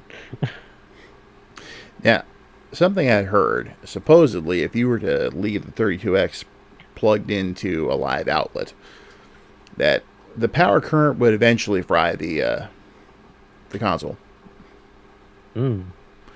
Huh. So, I don't know how true that is or not, but I never risked it. So, I mean, I had it hooked up for a couple of years or a few years, and I don't remember ever running into an issue like that before. So maybe it depends on the outlets. Maybe it depends on the power supply. I know that's another thing, is that every single add-on for the Genesis had to have its own power, and they were huge bricks. So you were running like at least 2 power strips. But yeah, if you had it directly plugged into an outlet, yeah, I could see how that might fry it eventually. But I always use power strips just in case. you know that Sega actually put out their own branded power outlet where you could plug in all those bricks? I did not. Yes. Wow. It's insanely rare these days. I imagine so. Well, yeah. But it actually has Sega in big blue letters on the top, and the way it is that the inputs are actually angled off to the side, so they're not all running together. They just kind of sit next to each other. I remembered another game that had on the 32X. I had the 32X port of Flashback. That's right, that did come out, didn't it? I only have the Genesis version of that. How does it differ? I have no idea. I don't know what the Genesis version looks like at all. Hey, Probably very similar. Probably. I think I think the big difference is that the cutscenes have like what's it called? Have like polygon renders to like very rudimentary polygon renders to kind of depict the action. I might be fabricating that. It's been a while. I didn't really ever like the game very much. It's like I played it, but it didn't really stick with me. There were Turns out I was actually really close to the end. I was like at the penultimate level that I would always die at. There were a couple of other games that released which were basically just upgraded ports of earlier games, like Pitfall: The Mayan Adventure and Mortal Kombat 2. Yeah, I had the Mortal Kombat 2 port, probably the best port of the era, not counting any that might come later. I had Pitfall: The Mayan Adventure. I'm remembering all these games I had for this thing that I didn't get to play as much as I would have liked. Mayan Adventure is brutal. Good grief, it's unfair. Yeah, I couldn't get past like the third level of that one. I made it way further than that, but it does not get any better. I have finished it legitimately. Oh, Me wow. too. It was the SNES version, which may be Same easier. here. I don't know, but yeah. Okay, I think I'm sensing a pattern. It could be. That the SNES is superior. No, I'll shut up. That's low hanging fruit. Shut I'm up, not Mike. gonna I will pile drive you into a Mega Drive slot. And then I will turn the power on. And then we'll get Bugsy. We haven't used the board at all. I figure I better pan in that quota there. Oh, Bruno's still here. Oh, great. Well, relax, Bruno. We're about to leave the 32X behind because it had such a limited life that was cut short by the introduction of the Saturn. But we're not going to get to the Saturn yet. Let's talk about something else entirely. This would be Snarb's wheelhouse. Yes. Windows 95. And really, if you're talking about Windows 95 at this point, you're also going to be lumping in DOS, because I think Windows 95 had limited capability to play DOS games under Windows. But in any case, yes, PC gaming was also a little bit of a transition period, but this is also where it picked up, because this is 2 years after Doom hit the scene. That really kind of lit up the scene, and by 95, we're already transitioning to early Windows games. I meant you had big games like Hex and Descent. That's just off the top of my head. I think Duke 3D. Warcraft. Duke 3D, yes. You had Warcraft at some point. Warcraft 2. Yes. The every game. Yes, Warcraft 2. Every game for Mac ever made. To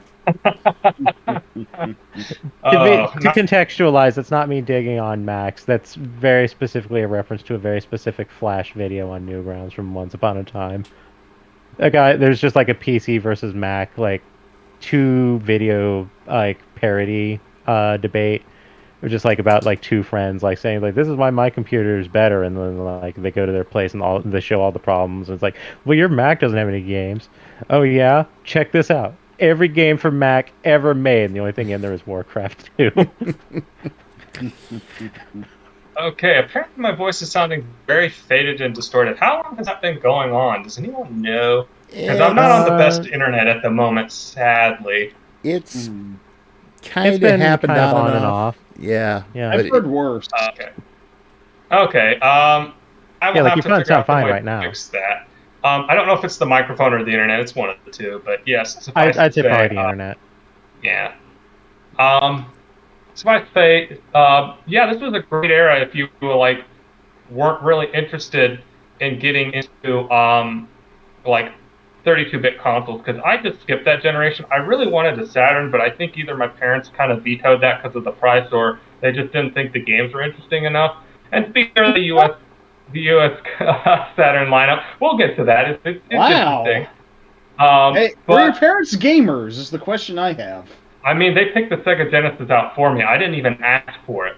They got me Sonic, they got me Strider as the 2 first games I've ever had. So, yeah, they knew. They definitely understood gaming to some degree.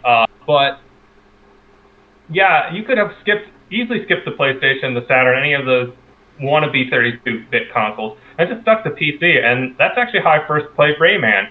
That was one reason why I chose this. It's not only endemic or a representative of the Jaguar era, but it also had a really good DOS port, just as colorful. Can't remember if it had CD music or if it had a MIDI music, but it was still, it's a very good port. It had a level editor, and I remember making levels for the game and other sort of things. So there's a lot to love here if you didn't have a console, and this is right when it was picking up. This is a good time to pick up PC gaming. I'm trying to remember any big name 1995 releases. I don't know exactly when it released, but I know that following SimCity 2000, a game that I was fond of was Streets of SimCity. I think that was 95 or 96. I always wanted that one because I had SimCity 2000 Gold and SimAnt, and I just loved the idea of being able to like drive around in one of the cities I made. And shoot every building to the ground with a machine gun. Exactly. And then get a speeding ticket. I didn't know you could get speeding tickets in that. That's actually a great little touch because that's totally on the nose or on point with Yeah, there's stuff. Yeah, like there are other cars that can show up. Like it has like a scenario mode which like has like stories that play out in like text logs between levels and audio like and like vocal clips mid-level when you complete objectives. But you can also just like free play and just like drive around in like any cities that are pre-generated or ones that you import from SimCity 2000. And you can find like there'll be like you can set it to have there be like enemy cars that'll try and shoot you with car guns or missiles or whatever, and you can have different kind of vehicles and they have different loadout capabilities. Like if you want to have like a big stupid POS that has a lot of missiles, you drive a truck. And then there would also be cops that would just drive around and their sole purpose would be to chase you and give you a ticket for speeding, even if you were sitting still and doing nothing, and that was expressly just to dock your money and make you hate the cops. Wow. Well, I don't think I needed a video game for that. Wah, wah, wah. Wait, hang on. I know what you're looking for, Mike. Why, thank you, sir. May I have another? I'm good. Well, you asked for that one. I sure did. So I do have an interesting anecdote from this era, from between like 95 to 97. I'm actually one of the few people that actually got to experience PC game rentals. For whatever reason, yes, PC game rentals, which I am they didn't last conceptually long. aware of this.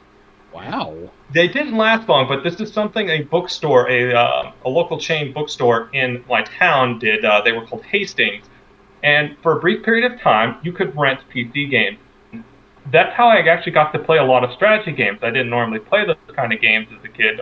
They just didn't interest me, but that's how I got to play Warcraft 2. There was a game called Deadlock that was actually pretty interesting. Afterlife, which was like SimCity on steroids. That one, I could not figure that one out for the life of me. But that's also how I got to play games like Hexen, Descent 2. I can't remember if I rented Duke Nukem 3D. I think one of the last ones I can remember renting was Redneck Rampage. Though that's a very polarizing game. Oh boy. That's actually a rare FPS I think Rob kind of likes. You did say Redneck Rampage, did you? I did.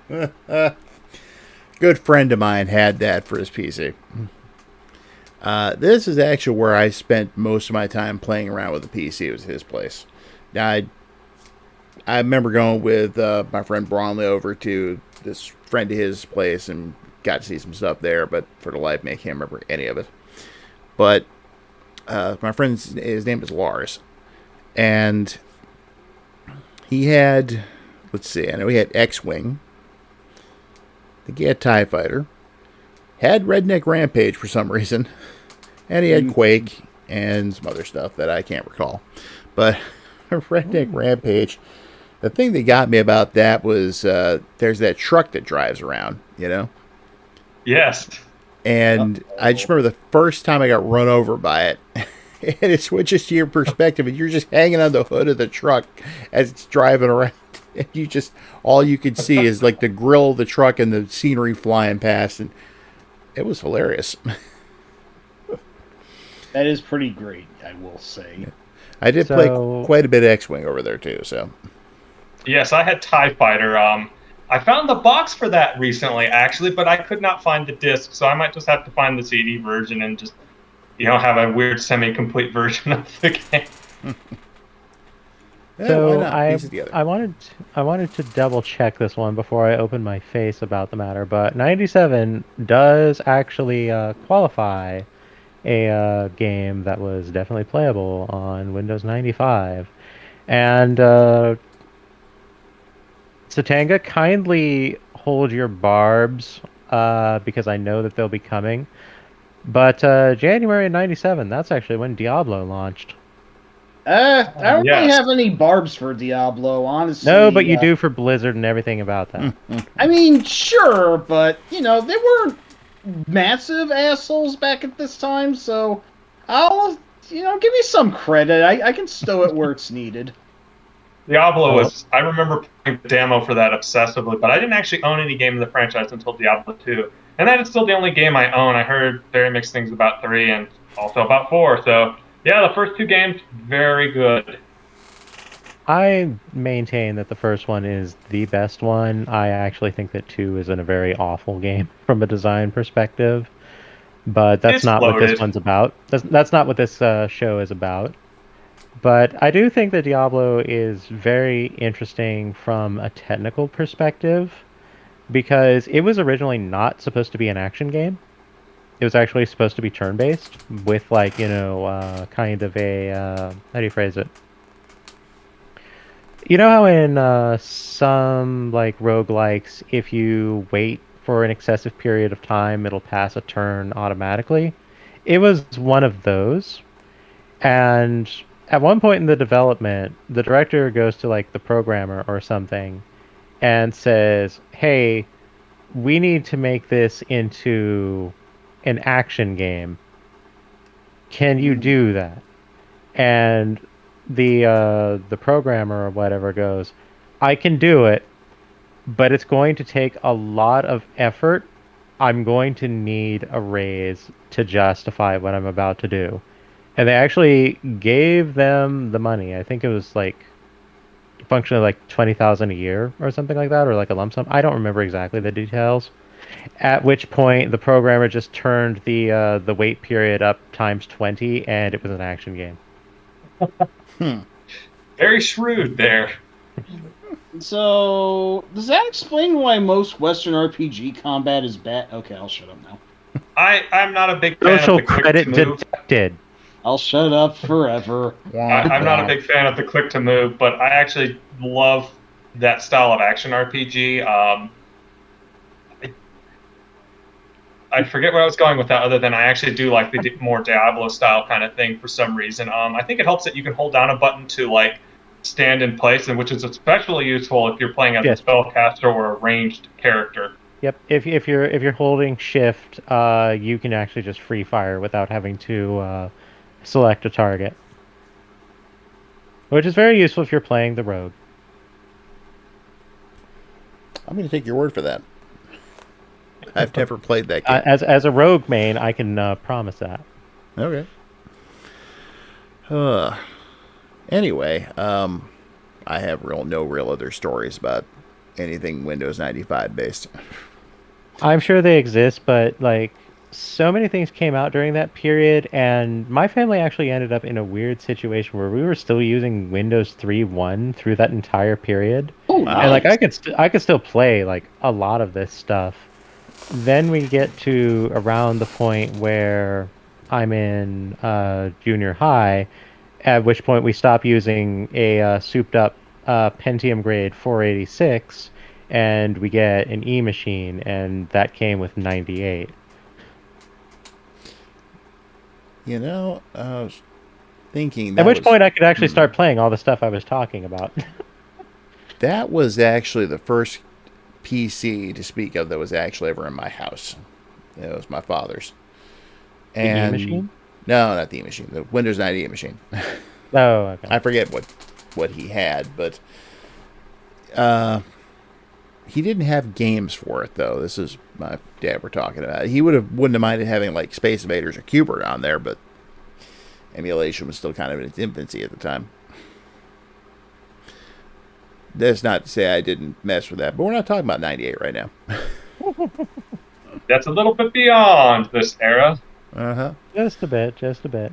So unless anyone has anything else they'd like to add about 95, I know it's such a broad subject. There's definitely a lot that can be done with that, but I also feel like that would justify its own show. Yeah, it really needs probably... It's exactly like, what I would want to prepare before going in further depth about that. Yeah. I mean, the funny thing is, I'm certainly not as huge an old school PC gamer as these two, but I still had a bit of a claim on this era, if not just for the fact that I have always been a fan of Doom, and I always will be, but I'm sure that's just kind of, basic to talk about, so I don't really have much to add that's more in detail. Yeah, so... Are you saying you would like to do a Duke Nukem roundtable? Oh boy. We could. I'm not sure if I'm exactly champing for it, but it's a possibility. I would Couldn't basically talk about that. Yes, would that be a good idea? I don't know. I would basically be the half of it moderator would on be- that one. I think the only Duke Nukem game I ever really played was Duke Nukem Forever, and I played that for about 10 Ouch. minutes. Oh no. What can I say? Wasn't interested. Yeah, no, you dodged a bullet not going any further. So, moving past that and the whole Windows thing, let's go on to the first of the 32-bit systems that was announced. So, and I think it retailed originally for like $400, and that was in 1994 money, or 95 or something like that. That would be the Saturn. Mm-hmm. Finally getting something I know a lot more about. And something I know a lot less. My experience was pretty much relegated to the demo station at Sears, where I knew of the existence of Mr. Bones and felt like I was the only person who did for 20 years. Mr. Bones. Yeah, That is a game. That is definitely a game. Three Dirty Dwarves is good, though. I like that one. So, let's go around here. Mike, where do you stand on the Saturn? Well, it was certainly the loser of the big three at the time. And to be sure, Sega really ate their own ass on, like, everything to do with it. Of course, that's a story that's been well worn out by this time, but... It's true, but yes. Sega really screwed themselves. But, all considered, I think it had some merit going for it. I eventually grabbed one myself around the middle of the 2000s, and I had enough fun, collecting a few things for it here and there. I will say that as far as, high-end arcade ports were concerned at the time for, beefier arcade boards that were coming out around this time, like Capcom CPS2, the Konami GX, or the Taito F3.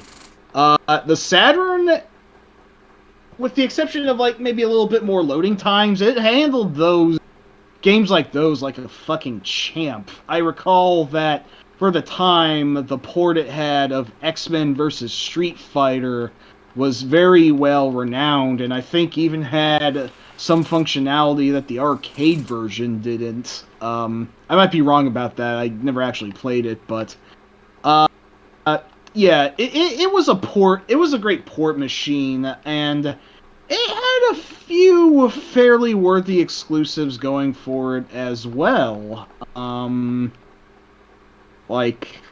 Panzer Dragoon Saga being hailed as it is, and also, unfortunately, being a game that is not greatly emulated now makes it almost borderline lost media, which I think is a fucking shame, but... what else can I say? But, It was definitely a victim of much marketing fuckery on Sega's own conviction, and that is very unfortunate, but I think it could have been a contender. It's just unfortunate that, Sega had lost much face at the time. Let's not mince words. They shot themselves in the foot. Yeah, don't mince words, Bones. You're correct. Mm-hmm. But, I like the idea of the Saturn. I think in another world, it might have actually outdone the N64, but it's an odd duck, to say the least. I think it actually did outdo the N64, but I know my opinion's very unpopular. It is. I mean, I'm not the biggest N64 fan ever, but come on, man. It's just historical revisionism at this point.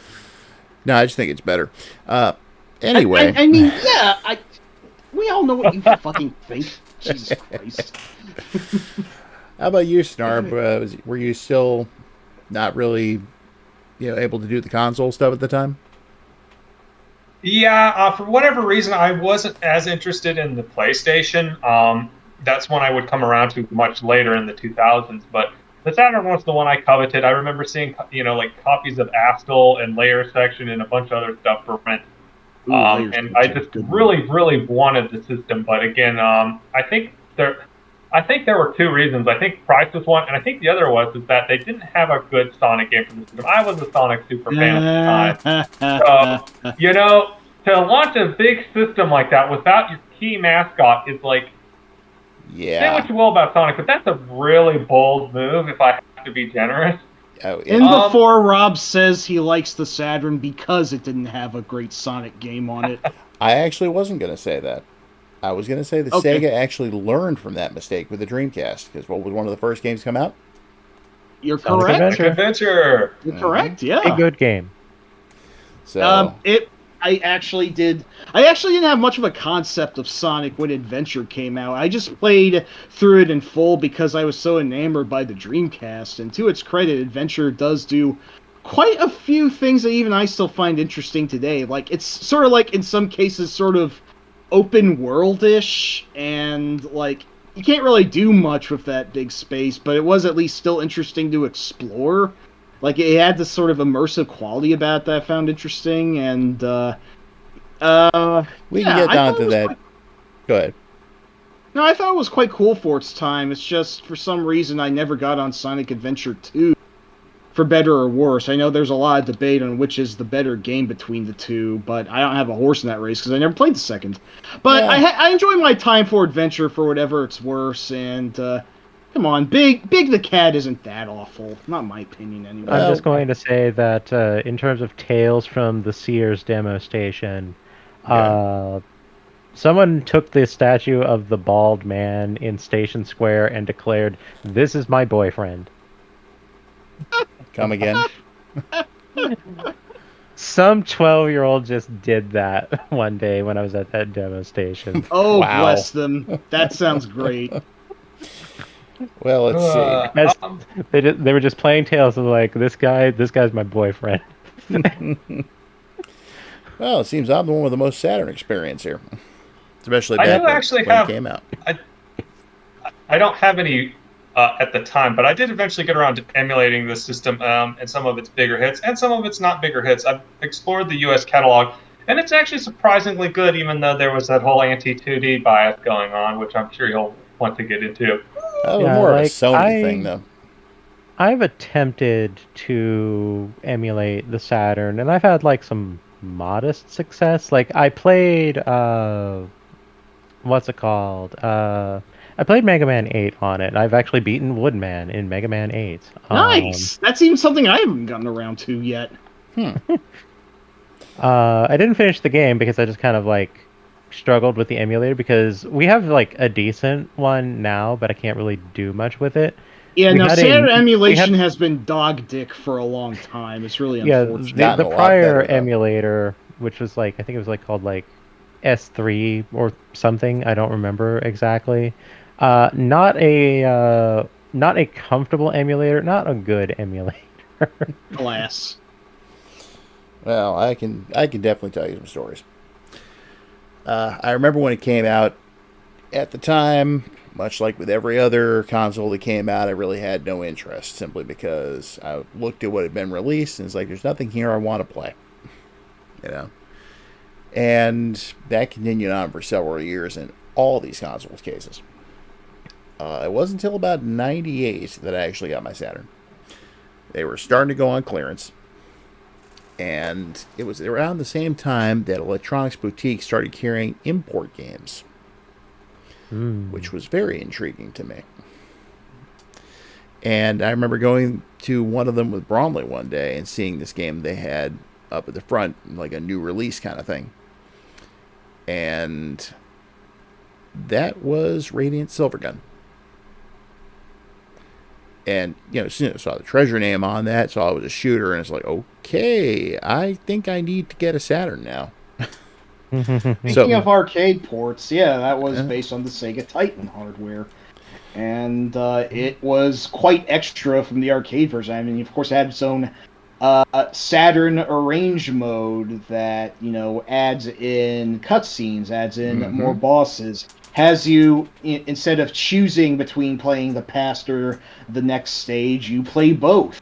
Yep. And it is the super deluxe version, and while it is quite long, somewhat long even for shmup standards, it is a hell of an experience, and I imagine that content got into the recent Steam version, I hope. It did. I should imagine so. I'm not sure if I grabbed that yet. Well, I definitely should soon. I did. I heard. Excellent. Yeah. So, not even owning a Saturn at the time, I grabbed Radiant Silvergun. So, and now my sister had a Saturn.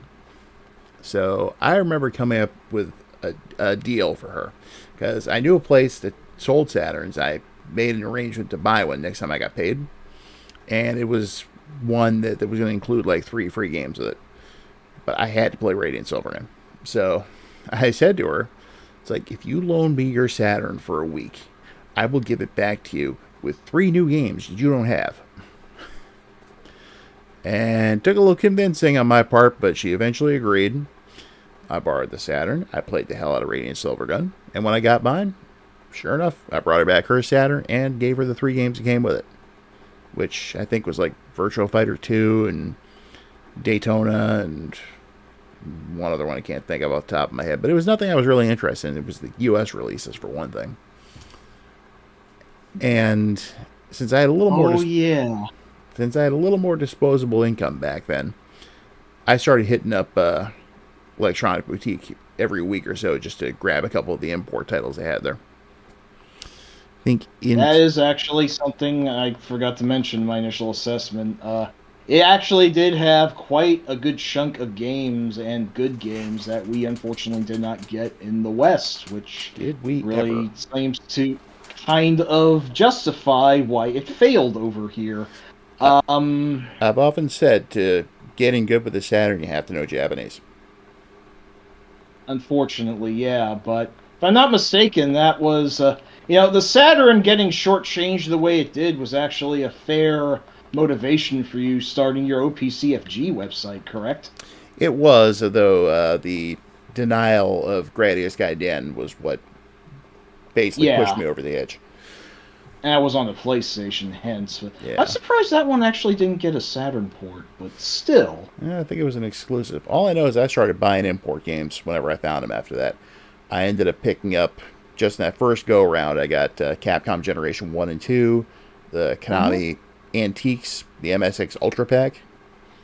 I wanted to get Metal Slug, but apparently it required the 4 meg RAM Plus card or whatever it was. Which they didn't have it. Alas. And later on, I getting Capcom Generations 3 and 4. I picked up the Saturn port of Symphony of the Night. And total blind purchase at one point. Saw this game on the shelf in a local game store called Bulk Slash. Ooh, hello. I'd never heard of it. Nothing about it. I picked it up, looked at the back, it's like, this actually looks kind of cool. They wanted $30 for it. I said, sold. Got it home, started playing it, and I was like, oh my god, this game is great. It was like a 3D game that felt like a 2D one. Yeah. So, and I did buy some American games too, because they were starting to go on clearance as well. I bought Galactic Attack, I bought Darius Gaiden, and Sega Ages Volume 1. Well, you know, obviously I looked at that, it's like, okay, Arcade Space Harrier, Afterburner 2, and Outrun? Sign me up. Yeah. So I held on to that for the longest time.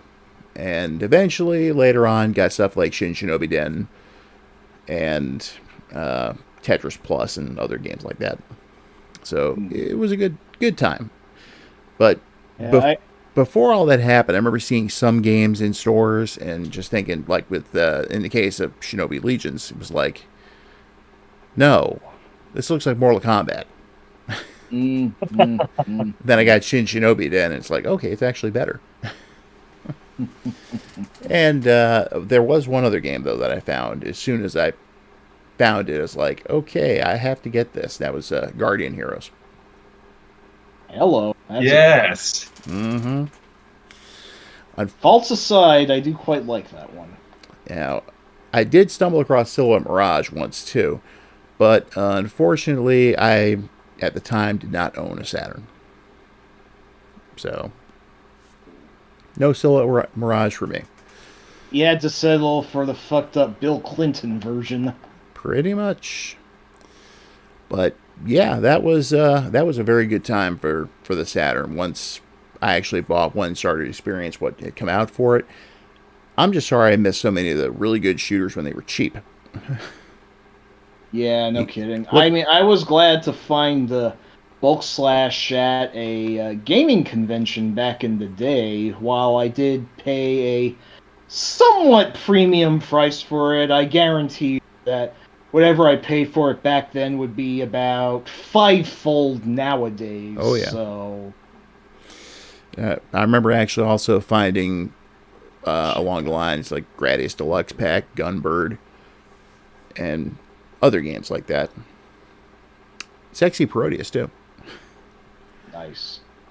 But there are some games, like, say, you know how much Hyper Duel goes for these days. Oh, Jesus. I have heard that one is very notoriously inflated. Yeah, like, even for inflation standards. Mm-hmm. It's ridiculously priced. I never even saw a copy of that in person. So, the best time I had with the Saturn came when it was on clearance. Yeah. So, absolutely. It was a fun time. So, since we have basically beaten the Saturn to the ground now, let's just move on to the clear winner. Wait. Unless either... I know Forneia said she didn't have much, but Snarb, did you? Yeah, I just want to say that's the Saturn experience in a nutshell. You kind of learn to appreciate it after it was 6 feet under the ground. Mm-hmm. And you're like, man, why did I miss out on this? I would have loved this. Yeah. Ask that question of Sega. I got it when I was on its deathbed.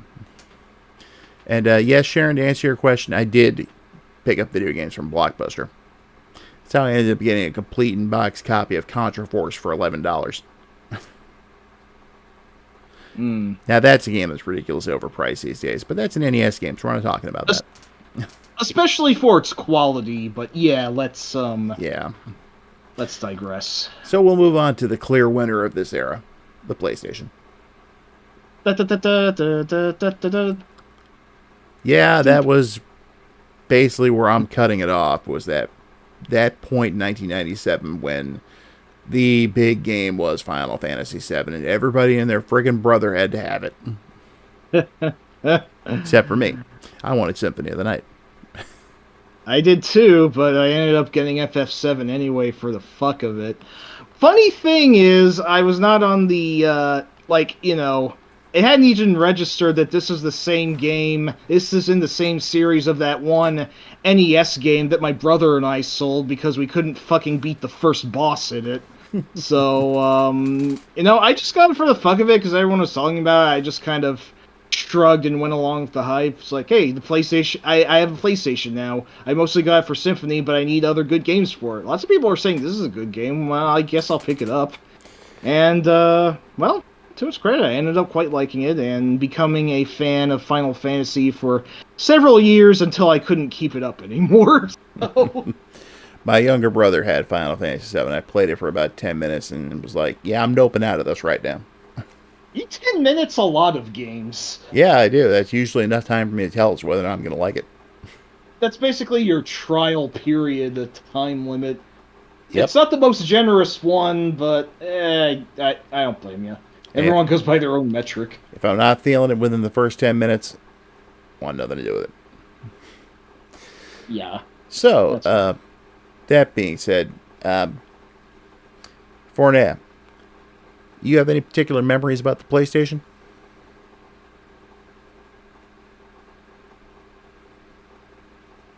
Forneia? Forneia there? I was muted. Pardon me. Sorry. No worries. It happens. So, yeah, I have a few. Yeah. A few. I will just throw my contribution for the sake of levity into the FF7 discussion. I didn't even know Final Fantasy was a thing until '98, and that was the year that I learned about what we got as US Final Fantasy 2. Oh yeah. The one Final Fantasy. That was my first really Final liked. Fantasy, and it was in '98. That was actually my first, and it was in '91. So. Yeah, so like I didn't learn about 4 and 6 until '98, and like I didn't even know 7 had come out until I think it was my transitional year between 7th and 8th grade or something like that. But yeah, no, like I'm a really big weirdo when it comes to Final Fantasy, like as an actual series, because the first Final Fantasy titled thing I played was what we would call Makai Toshi Saga. Huh? The Final Fantasy Legend. Yes, I was going to say. Yeah. Right. Your saga brain and whatnot. I don't mean to sound derisive by that, by the by. I know that Saga has its fans. I just don't really know a lot about it. Oh, I need to sit you into a corner with your hands stapled to a chair someday. No, please don't. But so yeah, I knew about Saga without realizing it, and I knew about Mana without realizing it before I actually knew about Final Fantasy with incorrectly numbered titles. You know, that's so FF7 coming out made absolutely no difference to me whatsoever because I didn't even know about it. Do you know, you bringing up the misnumbered titles there? That was something I remember a lot of people saying. It was like, what happened to Final Fantasies 4, 5, and 6? Yeah. You're right. That was something I didn't even really dwell on back then, but it's like I come to think when the question everyone should be asking is what happened to 2, 3, and 5? Exactly. That even more so, yes. And then eventually the question just became, where's 3? I'm still amazed that we finally got an more actual version of 3 with the pixel remasters. Like, good job. This only took, 30, 40 fucking years, but better late than never, I guess. I mean, we did get the DS version, but the DS version is not good. Yeah, that's why I don't really give it much thought. It's not... I hate to sound like this, but it's not pure FF3. But yeah, so that was my response to FF7. Nothing. Eventually, I learned about it. I'm like, oh, this is cool. Like, I'll pick it up. But it was way after the hype wave, and honestly, I was always the contrarian one on the GameFAQs message boards, who's saying, no, FF7 is not better than Legend of Legaia. Are you out of your mind? Tisk. Well, like I said, But yeah, no, my first experience with a PlayStation was, again, the Sears demo station, where they had a demo disc in the machine with, I think, 8 playable demos or something like that. Maybe it was 6, something like that. It was a fair roster, and I remember probably the most infamous one of them being Battle Arena Toshinden. Ah, Toshi. Oh, good old Toshi. Mm-hmm. There was like some kind of demolition derby one that I didn't like.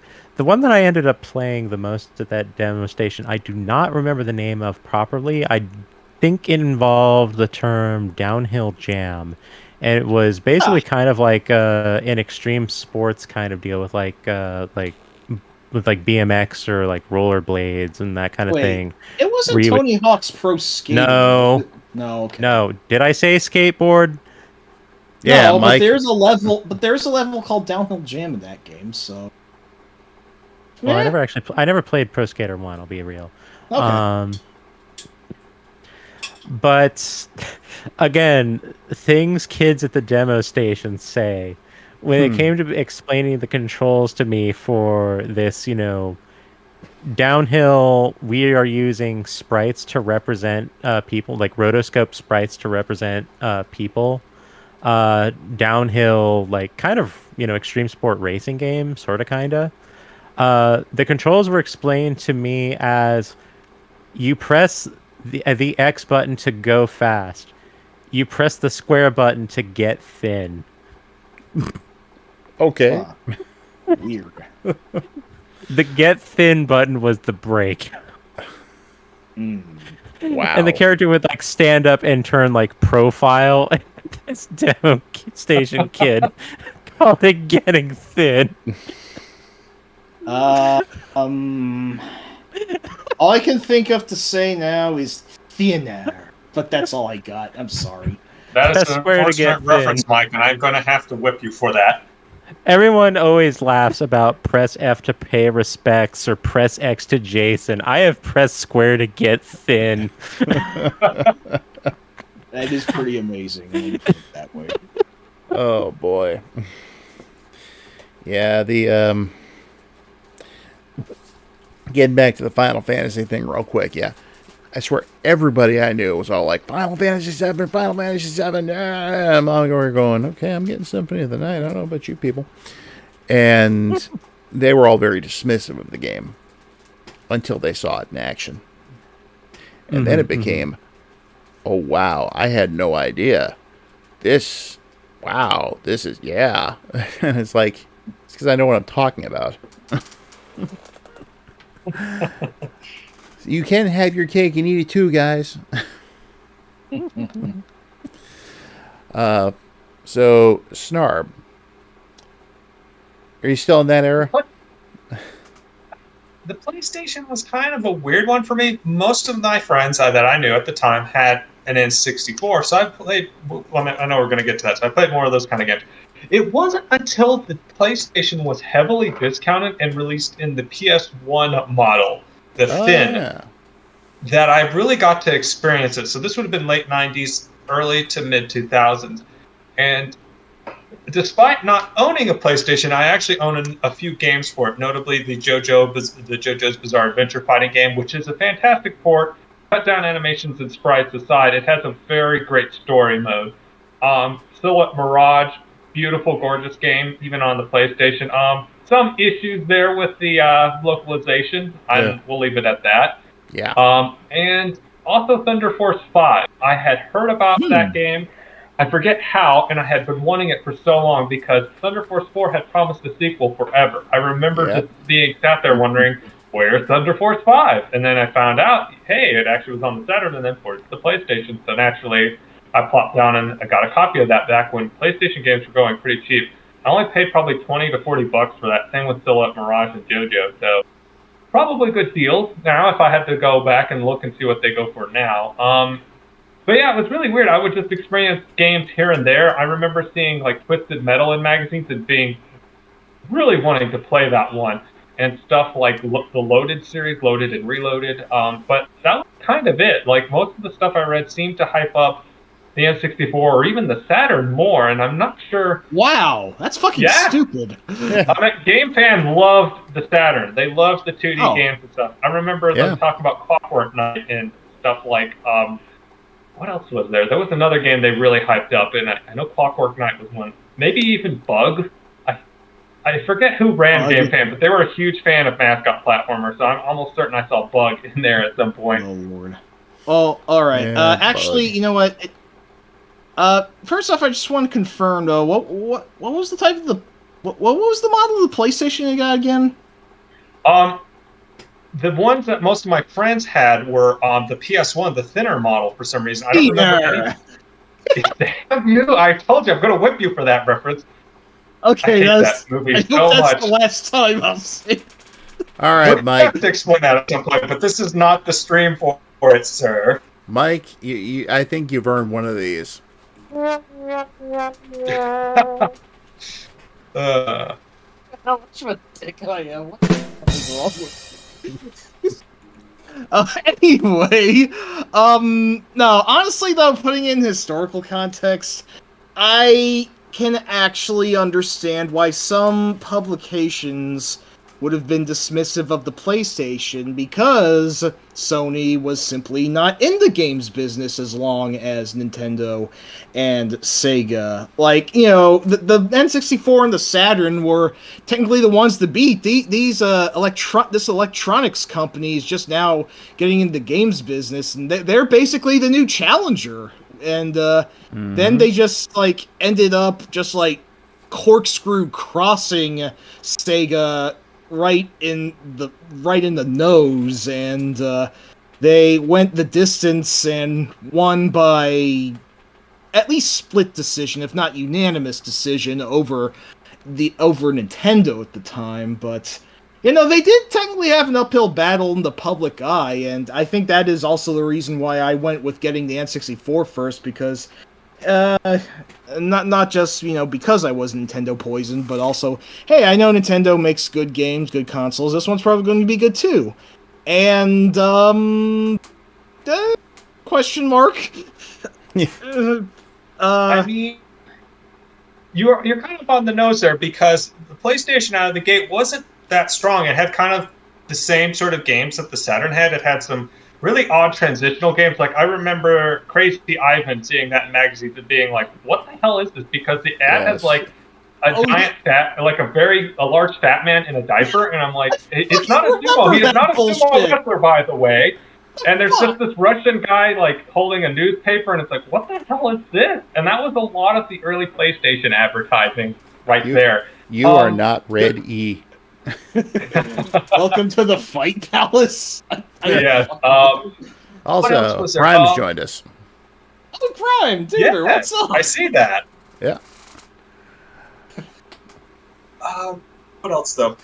This was also the start of the anti-2D thing. I don't know where I read this. I remember like magazines starting to dunk on 2D games. I think maybe I read that in relation to the Saturn and those old dusty 16-bit consoles, you know, and all that kind of stuff.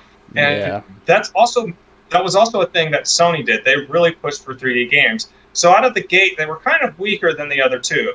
You know, they didn't really have a showcase like, you know, Mario 64 or the really good, like, solid 2D, you know, gorgeous 2D platformers that the Saturn had.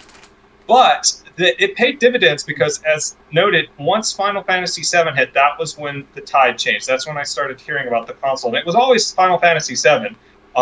I didn't know about Symphony of the Night until much later. There were some other games. Let's not forget. Don't forget a really big one that came out about a year before Final Fantasy VII that really did grab a lot of people. Resident Evil. Oh gosh, yes. True. Shit, that is true. Yes. And then later on, there would be Metal Gear Solid. Yes. Oh yeah, that'd be after FF7 Symphony, but I would still maybe consider that, in some ways, the greatest PlayStation game ever made. Konami, you know, say what you will about them at any point, but Konami was on fucking fire with the PlayStation.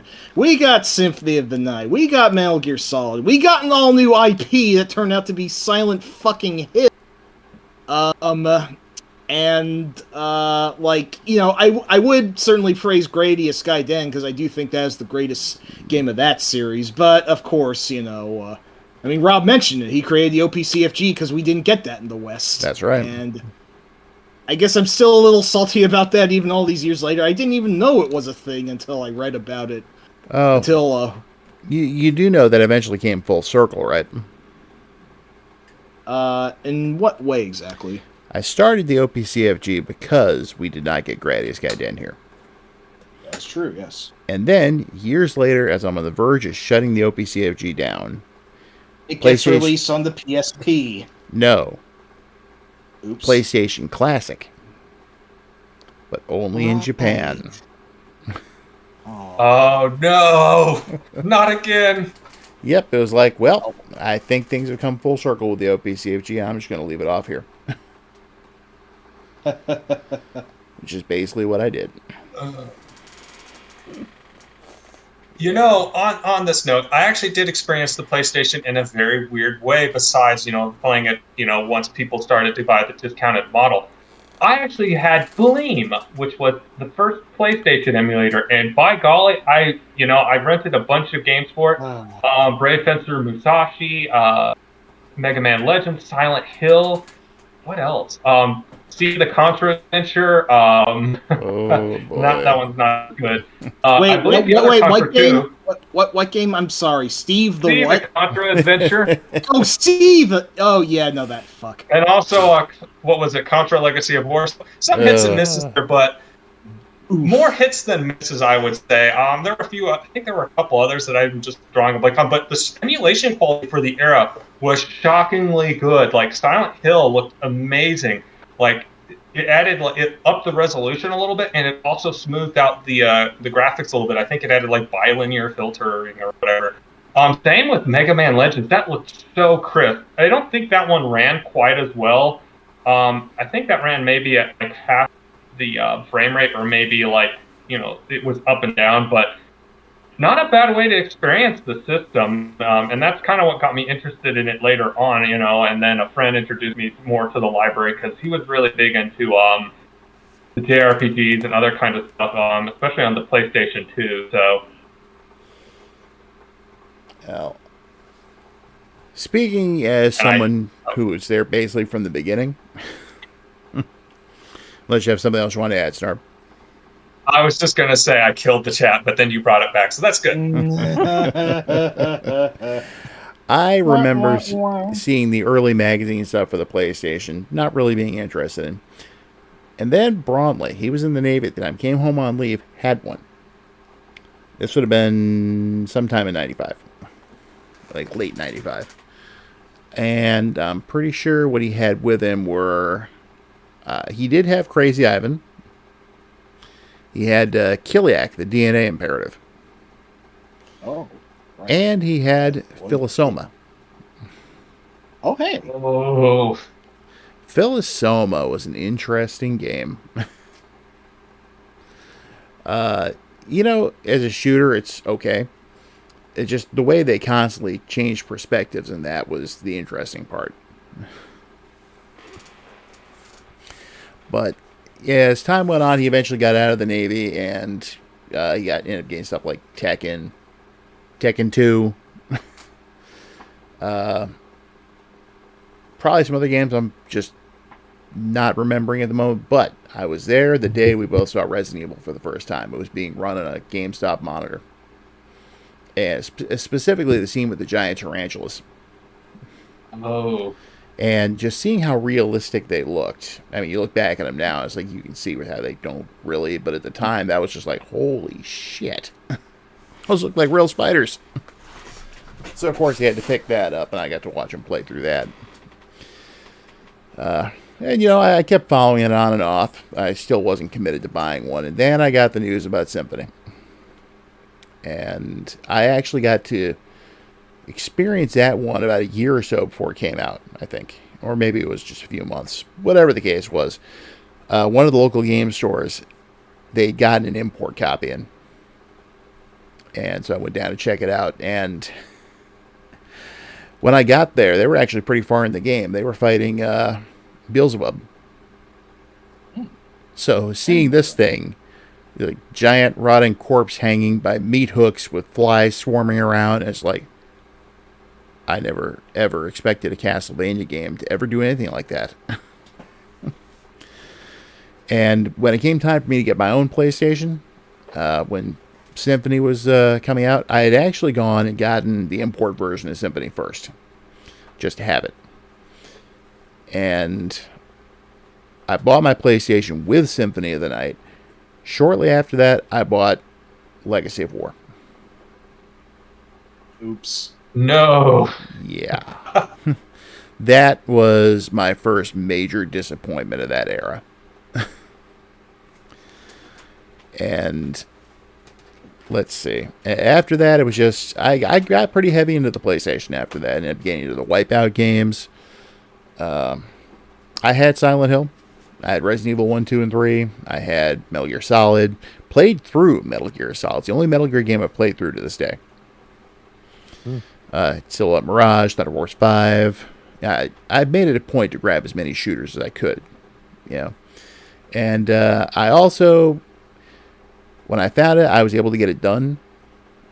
I sent my PlayStation off to be modded. There was a place I saw in the back of one of the game magazines that offered a deal. You know, buy 2 games and get your PlayStation modded for a really cheap price in comparison. Whereas if you just got the mod job done, it was like full price. So I called them, asked what they had, and it's like, do you have Salamander Deluxe Pack? Yes. Do you have Gradius Deluxe Pack? No. Do you have Gradius Gaiden? Yes. That did it right there. Got it back about a week later. I remember just hooking that up for the first time. I threw in my copy of my import Symphony just to, make sure it worked, which it did. So I put in Salamander Deluxe Pack, and that was really the first time I ever had the experience of having actual arcade games on my television. I know there was the Namco Museum series, but I didn't get a chance to get that until a little bit later. Oh, yeah. I grew up playing those. I loved them. Love the interactive museum experience, as it were, and it saddened me that after the 5th game, they never ever did something like that again. Yeah, they need to bring that back. But I want to see a modern equivalent to that, but I guess all we have to settle for are all these walking sims nowadays. I'm not going to be that person. Don't be that person. But I tell you, when I played Gradius Gaiden for the first time, I knew then that my being pissed off at Konami was warranted. Yeah, ahead of the curve. Oh yeah, well, I remember reading articles about it in like EGM and whatnot. And then I saw this blurb one day saying that the chances of it being released in the U.S. have been greatly diminished. So I wrote a letter to Konami asking what was up. And they wrote back and they said it had been canceled. And I'm not supposed to tell you this, but it was going to be the 4th hidden game on the Salamander Deluxe Pack, which has also been canceled. Ooh. You saw red after that, I'm sure. Yeah, but the interesting thing was, when I sent that letter to them originally, I decided to try and make myself sound a little more important. So I gave myself the title of President of the Order for the Preservation of Classic Forms of Gaming. And the guy who wrote back included a handwritten postscript saying, hey, could you send me some more information about your organization? You could say I'm a collector of classic games. So I'm like, I like organization better than order. Could I do a fanzine? No, the internet's a big thing right now. Let's make a website. I don't know how to do that, but I know somebody who does. I got a hold of Kurt. And that's how that whole thing started. Oh, so that's what it was. Mm-hmm. This one person... You piggybacked off of Kurt's fondness for Konami to stick it to Konami. Believe it or not, I actually clued him in on a few games originally. He wasn't much into shooters until he met me. I can see it. Yeah. So this person from Konami you had correspondence with, did you ever learn more about them? Because they sound like a pretty decent person. I never did. don't know if I ever tried to look them up again after that. I might have once or twice back when like search engines were still kind of unreliable. Well, certainly the messenger has the unenviable position of telling you what they did, but I appreciate that they even got a bit of dialogue going, but even that they just contacted you at goddamn all. If it were me, I'd probably just have the luck of getting the hi-hat, aka doodly squat from them, so... Okay. He also included a couple of arcade flyers. Nice! Do you remember what the games were? One was for a game called Fighting Bujutsu, I think. I'm not sure I know that one. It might have been unreleased. I don't know. I can't remember what the other one was either. But I know I have it all written down somewhere. It's still cool, though. Yeah. But, so I stuck with the PlayStation until it was phased out. And bought a lot of other games. And sold a lot of games. And eventually settled down into the nice, comfortable collection I have today. Nice. So, we only have one real major console to go. So, let's go ahead and, before we get to that one, let's go ahead and stop at the console which may have the least amount of games on here out of every console we've talked about tonight, even the 32X. That would be everyone's favorite Black and Red Nightmare. Oh shit! This is where I get to shine! You're up, Mike. I'm still jealous of you. We are talking Virtual Boy. Well, first off, Snarb, with the exception of Virtual Boy Wario Land and maybe Teller Boxer and Mario Clash, I'll say, you don't have to be the jealous-ist about it. He's lying, It was Snarb. a very flawed... What's that? Oh, fuck. Jeez. But... So, yeah, this really does show my Nintendo brain. I just thought they could do no wrong back then, and I was, of course... Well, I technically wasn't a subscriber to Nintendo Power. That was my brother who did that, but, nonetheless, I read every issue as they came out, as they did, and they were hyping up the Virtual Boy a lot, and I thought, oh wow, this sounded really neat. Hey, this sounds like the future. It's interesting design, and I did actually find it pretty cool. Infamous eye-searing crimson, all-encompassing palette notwithstanding. I could maybe possibly buy it as being, the successor to the Game Boy line, hence boy in the title. And I guess it sort of was a giant Game Boy in a sort of way, but, looking back on it, I guess what it did really could have been done by a Game Boy, albeit with a few compromises. I mean, it did have that, parallax feature about it, which Virtual Boy, Wario Land, and Mario Clash made very extensive use of for how they operated their games. I had those 3 games. Yeah, I had those 2 games, Mario Clash, Virtual Boy, Wario Land, Teller Boxer, as I mentioned, which I did like quite a bit. If we weren't getting a new Punch-Out at the time, it was just a couple of years after Super Punch-Out on the SNES, but, hey, this is like future Punch-Out. Except it wasn't quite, but it was still pretty cool.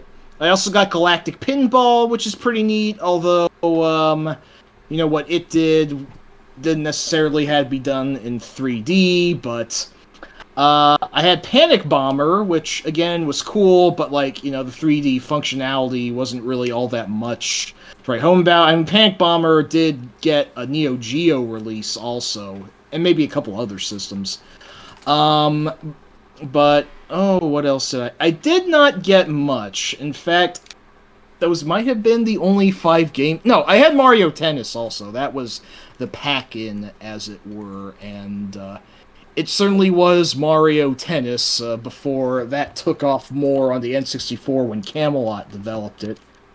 It was what it was. Nothing more, nothing less, but Let me see. I remember those 6 distinctly, and honestly, I can't remember if I had any others. I do think I got to play Virtual. No, not for. No, shit. I did think I got to play Red Alarm, which was this sort of like Star Foxy, sort of wireframey looking, but like Space Harrier-esque shooter that was pretty cool, although maybe a little bit visually confusing. Like, I thought that this was maybe something I could have gotten, but I just never did somehow. And there's also Shoot 'em Up by the name of Vertical Force, which had a more typical overhead perspective, and it had these things like coming in from the floor right in your face, from the overhead perspective. And that one also seemed pretty cool, but yeah, some sports titles, version of Tetris. I think it only had like 20, 21, 22 games in total, and I only ended up getting 6 of them. Strangely enough, the versions of Galactic Pinball and Panic Bomber that I got were for some reason Japanese, and I think I just got them at a regular electronics boutique. So how the fuck that happened exactly, I'll never know. No, they were carrying import Saturn games at the time, so. Yeah, back when, retail game shops, even in the mainstream, were cool like that. Like when I found my box copy of Contra Hardcore for relatively cheap at a Toys R Us clearance bin. But, collecting used to be such a bounty. But anyway, the Virtual Boy, alas. Yes, Meows, it was indeed very red. The games I played, actually, like, after 30 minutes of playing or so, the game would stop and pause and go to a screen telling you should probably take a break now or your eyes are going to fall out of your head. That's a good sign with a video game console. Here, play our console less. Yeah, I'm usually very resistant to motion sickness, and it didn't really affect me all that much. I did think that the immersion was a pretty cool gimmick, but in retrospect, it was just that, a gimmick.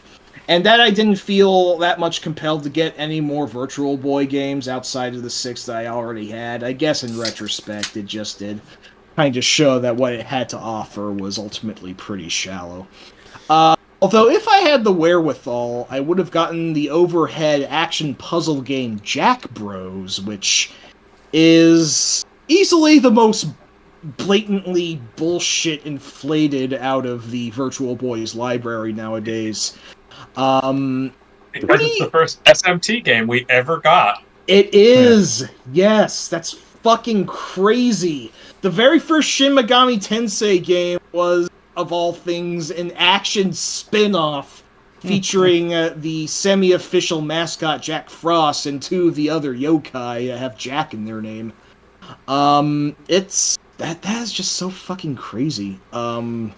It's like how we got Marth and Roy from Smash Brothers Melee in here before we officially got Fire Emblem The Blazing Blade on the GBA, but so, the Virtual Boy was an interesting experiment, but I do maybe feel that it was hee-ho. I do maybe feel that it was Nintendo flying too close to the sun, and in this case, putting technological razzle-dazzle over actual solid game programming, and Well, okay, hang on. I gotta kind of stop you there because, like, the whole thing about the Virtual Boy is that was the brainchild of Gunpei Yokoi. Right? Oh shit, you're right. I did forget about his. And yeah, that bombed so hard he got fired, and not long after that was killed in a vehicle collision. Yeah. Sad end for the man. They basically made him take the fall for that. I've even heard that there's like rumors that it was actually a hit. I have no idea the veracity I don't of fucking those. like hearing those rumors. That's bullshit. That's nasty. I don't think I buy it either. But that's one of the things that flies around. So like, it's very clear that it was Yokoi's idea and he had belief in it. but it ended up not working out and having problems that, ironically, considering the medium, he could not have foreseen. Yeah.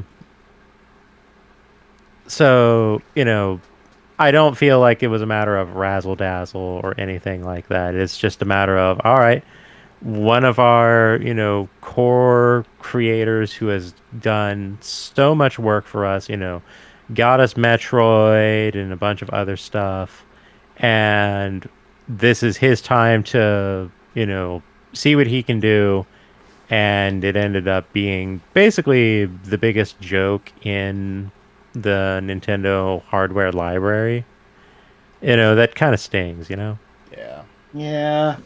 Yeah, I can understand that, but I just think that killing a man over a big failure that Nintendo eventually bounced back from is just really petty and terrible, and I think it's just, snotty nerds trying to make more drama out of it than is really warranted. I don't know, that's just a hot button issue with me. It just feels really disrespectful to Gunpei-san's memory, in my opinion. That's if it happened, of course. I don't think it did. Yeah. And I'm not going to fucking theorize whether or not it did, because I don't.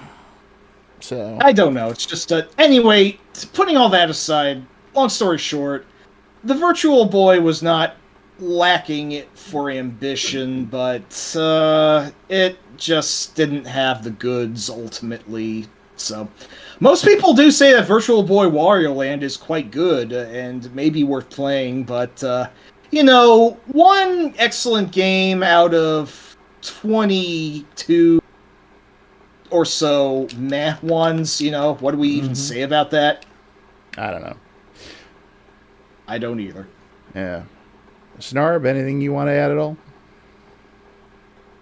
I only really experienced this via kiosk. I remember playing, I think, Mario Clash and the Wario game that was for the system, and I actually thought they were kind of neat. It would have been something that I might be interested in, but it's just I couldn't really justify it, or it's like I was like, hey, that's neat, and I just kind of moved on, and I think that's what a lot of people were feeling with that system. Interestingly, the hardware for the system is either actually 24-bit or 32-bit. It's actually way more sophisticated than it actually needs to be. And the resolution is actually pretty decent, too. It just displays only in black and white. I find it amusing that a lot of the issues that the Virtual Boy had continue to plague VR, and may always plague it. VR has certainly improved over the years, but yeah, it's never gotten past that stigma of, oh, that's neat, and then everybody moves on. Yeah, how about you, Forneia? I mucked around with it at Sears demo station once, could not figure out where the controller was. There was some kind of spaceship shooty game that was from third person, and I could not play it. that was Red Alarm. I'm pretty sure that would be that one. I'll take your word for it. I did want to graze on at least two of the games for the VB, if I may. One of them being the rather interesting Innsmouth no Yakata, which is one of the few that we absolutely did not get over in the West, as the Japanese title would indicate, but it is loosely based on the Lovecraft yarn, The Shadow of Innsmouth, and ostensibly, and it has you gallivanting about a large mansion and trying to find the exits while terrifying monsters pursue you, and then you have to shoot them with your revolver if they pop up in front of you, and I think there's maybe an invincible marauder of some sort that's also pursuing. I don't know. I admit I haven't played it and it's been a long time since I've looked up anything about it, but it is a really cool style and actually a pretty legitimately terrifying feeling game.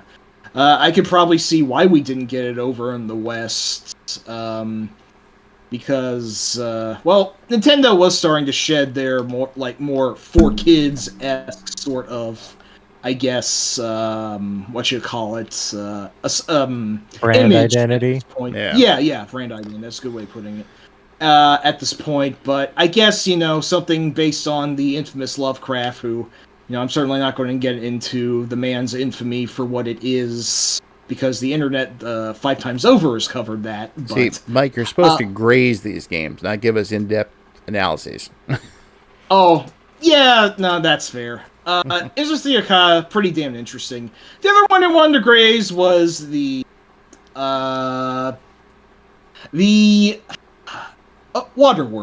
There was a Waterworld game released for the Virtual Boy, and it was apparently one of the worst goddamn things on it. Game over, insert quarter. I mean, what a rip! Someone actually made a playable version of that now. You can actually play that. Yes, that's the streamer Macaw who did that. Macaw 45, I believe, and yeah, it did become an actual game somehow.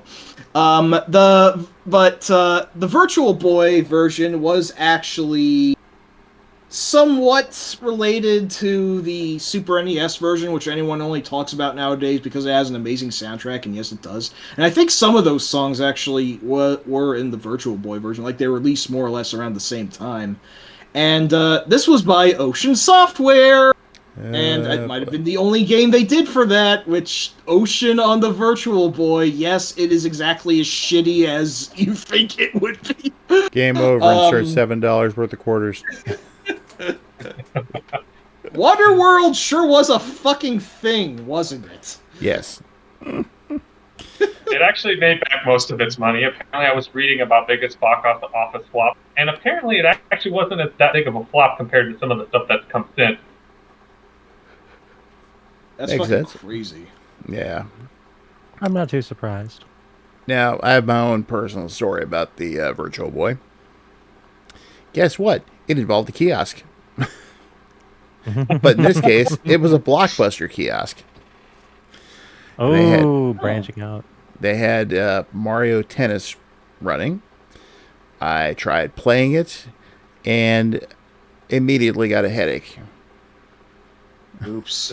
Okay, it was just, I think, judging by the comments I'm reading in the chat, it is just headache-inducing.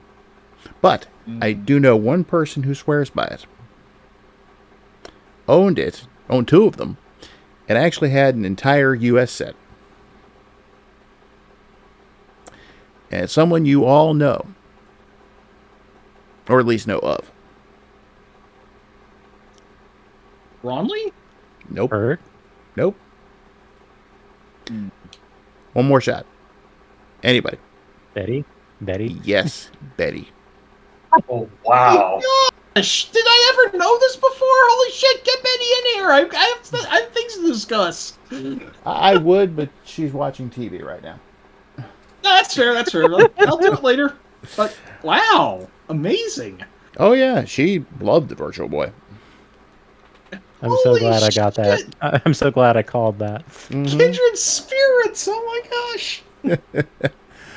So, since she's not here to go ahead and give her input, we will go ahead and move on to our final console of the night, the one that rounds out this transitional period, and one that's come up a few times already. Not a personal favorite of mine, the Nintendo 64. And yes, Brian, Betty had the whole set. Now, that's not to say I never gave... Let me say this. It's not to say I didn't give the console a fair shot, because I did. I was there when it was released. Brawley picked one up day one. We played the hell out of Mario 64 and Pilot Wing 64. And I've, played other games, Shadows of the Empire, whatnot, down.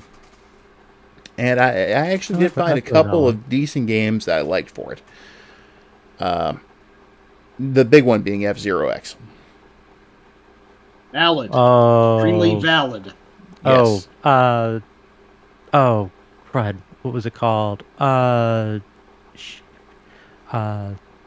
me a hot second. Okay. Keep talking. One of the other games that Bromley had, which he picked up because of a very familiar publisher's name on it, was Mischief Makers. Shake. Yes. Yep. I liked that one, even though I couldn't figure out how to play it. Fun fact. Very first Treasure game I actually played. Because my ass missed out on the Genesis, I didn't get to play anything they did for that system, but for some reason I was just kind of psychically drawn to it when I heard it was a thing in Nintendo Power, and I'm glad I just got it on a whim, because it was my gateway into Treasure. And they're still awesome. Yep. And he also had Blast Core for a while. My favorite Rare game! Oh my gosh! That was pretty fun. I'll give it that. Yeah, Blast Core I mostly love. There's just one thing about it that is unfortunately not a deal breaker, but a significant point docker. Hey, Mike. Yo. The backlash. The backlash fucking sucks. I hate it, and that they force you to use it for, like, at least 40% of the levels is bupkis. I hate it. Give me the J-bomb. Like, fuck, even just give me the motorcycle that shoots missiles or whatever.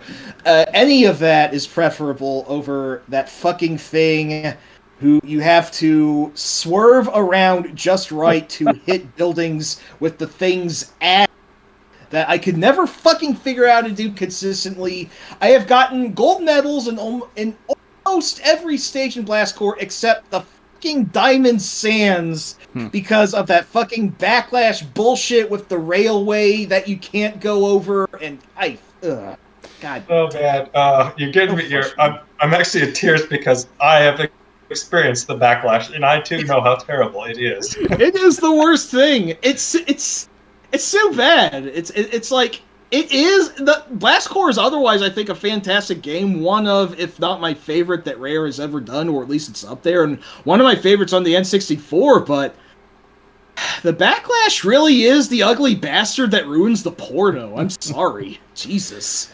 I will say, unfortunately, 2 or 3 games was not enough to convince me to buy a console. Although that's understandable. At some point, I adopted a rule. Go ahead. I was going to say, I did actually own Castlevania 64 and the second one for a while. Simply because I was collecting everything Castlevania for a while. While I'm looking for what I'm looking, I'm just going to throw out that Legacy of Darkness was my first Castlevania. Ooh! Really? I will say Not this. a bad choice. To be honest, like, it got flack then, it gets flack now, not undeserved. It's a rather imperfect game in many ways, but I like the cheek of the Castlevania 64 games. I think that they have some interesting ideas that other games don't have, like, of course, skeleton bikers. Thank you. Actual fucking vampires, that, besides Dracula, which the series has been oddly lacking in until now. The entire hedge maze section where you get marauded by an invincible Frankenstein's monster with a chainsaw arm. Before you go on, Mike, really one thing. Yeah. Sharon was asking, what is the backlash? Oh, the backlash is a literal dump truck who you have to hit buildings with its dump truck, so to speak. It is a rather oddly handling four-wheeler in Blast Core, which, the premise of Blast Core is that you need to destroy buildings to clear the path of an escaped nuclear missile truck. Which is just, crazy to think about even, but, just roll if it's a video game. And it is, there are, like, many other vehicles you can control in the game, like, at least a dozen, like, more normally controlling, like, bulldozers, and this one truck whose sides jut out to destroy buildings, and even some fucking mechs, like one that can fly and then stomp on others, and one that, like, rolls into them and looks all cool and chrome and badass. And there are all these neat toys for destruction that you can use in Blast Core, but, you have to work with whatever the mission gives you. And unfortunately, some asshole who programmed the game thought it would be funny and or challenging and or just cruel to... amusingly cruel to use what is easily the least efficient and most frustrating to control machine out of all of them for a large chunk of the stages, and no one I know has spoken up for the backlash. It's as unpopular to Blast Core as the Bed of Chaos is to the Souls series. If anyone gets that analogy, I'm sure Forneia does at least. But I do. Back to Castlevania. So yeah. Well, oh yes. To Castlevania. It was definitely not a perfect game. Like, combat was weird, targeting was fiddly. It did have some 3D problems of the time, like jumps can be kind of fiddly, and the graphics are characteristically dark, as several N64 games are, and I remember lack of checkpoints being a problem in some stages, especially the dual tower, where you had to take on like 4 lycanthropic mid-bosses and the big boss near the end, and it took a long time, and if you died to anyone, then you had to start over from the very first one, which is old school difficulty, which I could do without nowadays. But for all its faults, the N64 Castlevanias just had a very unique atmosphere that no other Castlevania ever captured. It felt even more gothic than usual, like taking place, I think, in the 19th century, really Victorian in its... you might not have gotten very far, Sharon. I think you get introduced to the Backlash fairly early, unfortunately, and it plagues you all throughout, but on Castlevania, it's sorry, I'm just kind of bouncing back and forth. Like, it did cool things. It was like Bloodlines, that you could pick between 2 characters, the more physical Reinhardt and the magical Carrie. And they even had one of these is way better than the other. Carrie, I take it. She is. Oh, Reinhardt's like the worst character in the whole game. I mean, pretty much. I mean, the thing of it is pretty much like Reinhardt is Richter and Carrie's Maria, except the disparity might be even worse. This may surprise you, Mike, but what's up? I actually did finish the first Castlevania. Wait, the first Castlevania 64, to clarify. Yeah, since we're talking about the N64, I figured everyone would know what I was talking about there. Okay, I just wanted to make sure, because I know you've beaten the NES Castlevania. About a million times. But yes, I have... To be honest, I am surprised. I'm not sure if you've ever revealed that. I have finished it. I actually borrowed Andre's 64 and went through it when I was living with him. Wow. Holy shit, dude. Nice. Yeah, I figured, if I'm going to play it, if I'm going to own it, I'm going to at least try and play through it. I've finished every other Castlevania game I played to date. So... I did it. I did not get through the second one. I can never remember what the actual title is. Legacy of Darkness. Okay. Yeah, Legacy of Darkness was sort of like a prequel / enhanced re-release. A little bit of an odd. It's like it still had Reinhardt and Carrie in it, with some changes to the original quest, but you had to beat the game with its new protagonist, a young werewolf by the name of Cornell, who went on a fairly different path than the others did, and he could even transform using his red jewels, which was another bloodline. Which you could not turn off, and that would waste all of them if you did. Yeah, unfortunately, while it was cool in concept. Yeah, while it was cool in concept, it was wildly impractical in actual gameplay, which was unfortunate, but I did at least like Cornell's main attack, which was like this sort of spiky energy wave that he shot out. It was a pretty well-rounded attack. The thing of it is, I know they are heavily flawed, and you both know of the nightmare of the infamous Mandragora stretch. I'm sure. Yeah, I do remember that. Yep, good old one hit from anything, or jump, or deal with those bullshit gears with the weird hitboxes that'll fucking crush you. Yeah. And it blows up and you gotta start over. Yeah, no. That was maybe a little excessive. It is infamous, I'll give it that.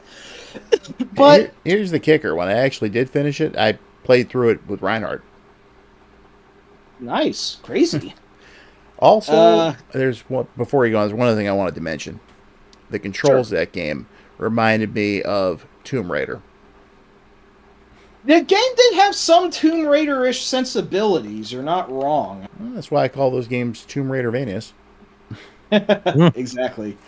But yeah, they are very imperfect, but they had really cool ideas. Their atmosphere is really cool and unique, and no other game since has been quite like them from then on out. And motorcycle bikers. Yeah, no, it really seems like a waste of opportunity because technology did factor into some later games. But yeah, my hot take is that for as flawed as they were, the 64 Castlevanias of the the three types of 3D Castlevanias that came later, the two by Iga on the PS2 and the Lords of Shadow series. Just want to hear Rob there. Yeah, no, the 64 Castlevanias are honestly my favorite 3D take on this series, just because they're as crazy and experimental as they are. I just found them a lot more memorable. I still like Lament of Innocence better. Lament is technically a better game, and I did enjoy it for a while, but at some point I just found it kind of dull. Like, I wanted to replay it at some point, then I just got to what was the de facto first stage, the House of Sacred Remains, and I only got halfway in before I thought, I don't know, this isn't really grabbing me now, and then I just never went back to it ever again. But hey, let's not forget, what other Castlevania has a vampire named Walter?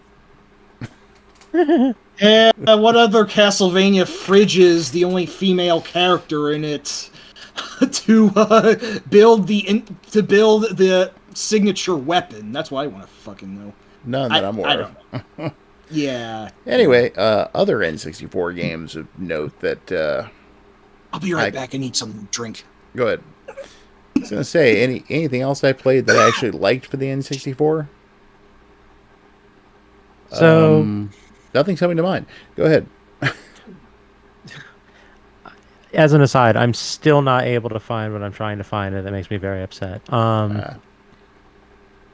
So, once again, my journey here begins in the Sears demo station. The first N64 game that I was exposed to was Mario 64. And in the demo station, I hated it. Huh. Since then, I have played it legitimately. I have 120 stars, and on the whole, I still hate it. I don't like Mario 64. That's kind of my feeling with Super Mario World. I actually 100% cleared that game, and I was like, meh. Same. I don't like either of them. They don't feel like Mario to me. Mario stopped feeling like Mario after the last one to feel like Mario to me was Mario Brothers 3. And it didn't feel like Mario again until Galaxy. See, in my case, with me, World did actually feel like a Mario game. 64 did not. Yeah, I do not like Mario 64. I've played it on occasion here and there ever since it came out. I have to say the best thing about it is the Dire Docks theme. Yeah, and, that's definitely up there. And not just because it has the name Dire in the title. But yeah, it totally did not feel like a Mario game at all, and it just really rubbed me the wrong way.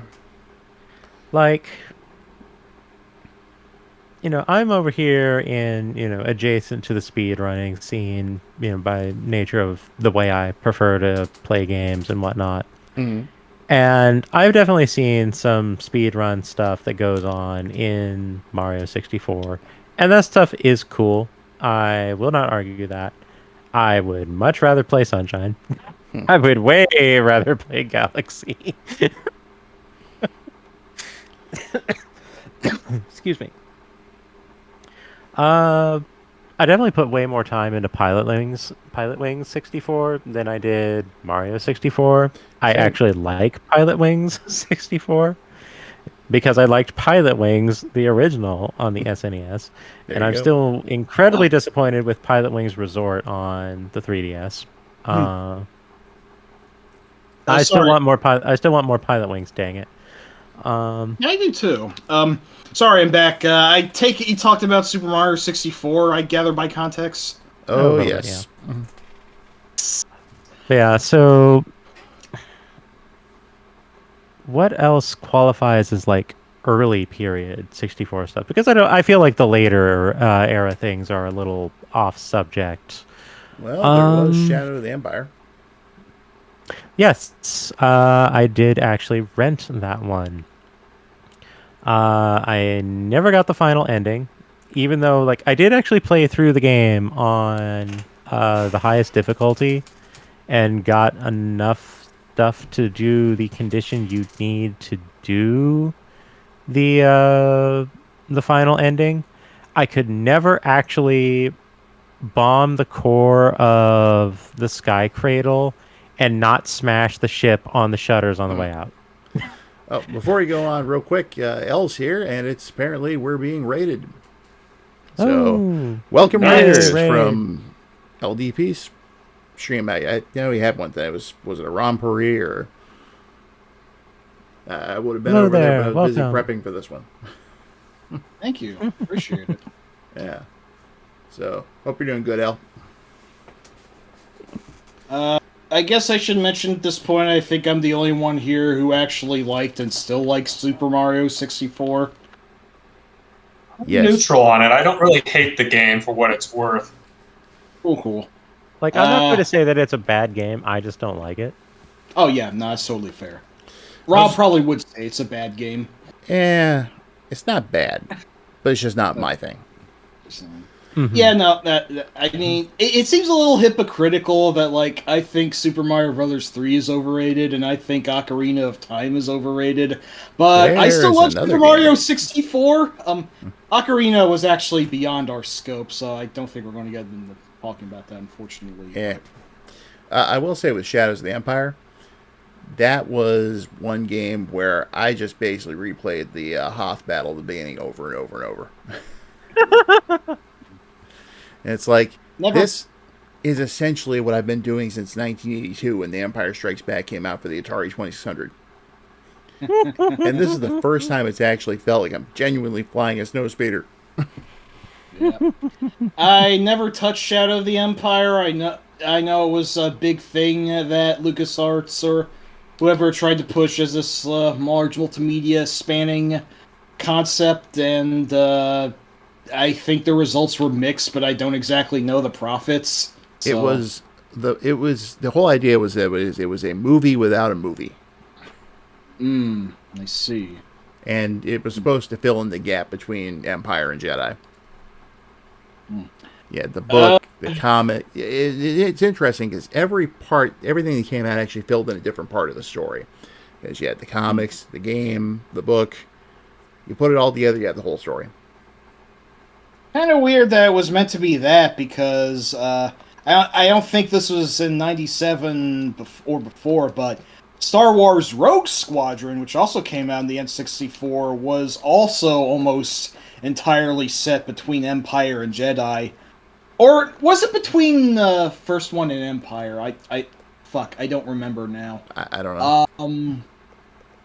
One or the other. I think Rogue Squadron is between the first and the second movie, if I recall. Yeah, I know there's an off sequence. Yeah, my bad. It was the sequel, Rogue Leader, that took on some of the most famous piloting missions dead stop in the entire series. But then it went into Wedge Antilles' story between Empire and Jedi, if I'm not mistaken. But that's the GameCube, so I guess I can't talk much more about that one. Wipe out enemy fighters. New Yorking it again, I see. But, yeah, I know Shadows of the Empire was this thing. It was interesting, but as a game, I hear it's kind of butt to play nowadays, so, Hey, I'll still replay that Hoth sequence. Well, the vehicular segments, that was something that actually a good chunk of the Star Wars games at the time were actually pretty good with. It was the on-foot shooting segments, which I think sucked, if I'm not mistaken. I remember seeing the part where you had to fight Boba Fett. Oh, yeah. We're still talking about Shadows of the Empire, right? Yep. Yeah. Yes. Okay. All of that made me lose track. Yes. Because I'm also still looking for this. Like, this is going to make me mad. But yeah, no. I've definitely put my time into Shadows of the Empire. I actually replayed it somewhat recently.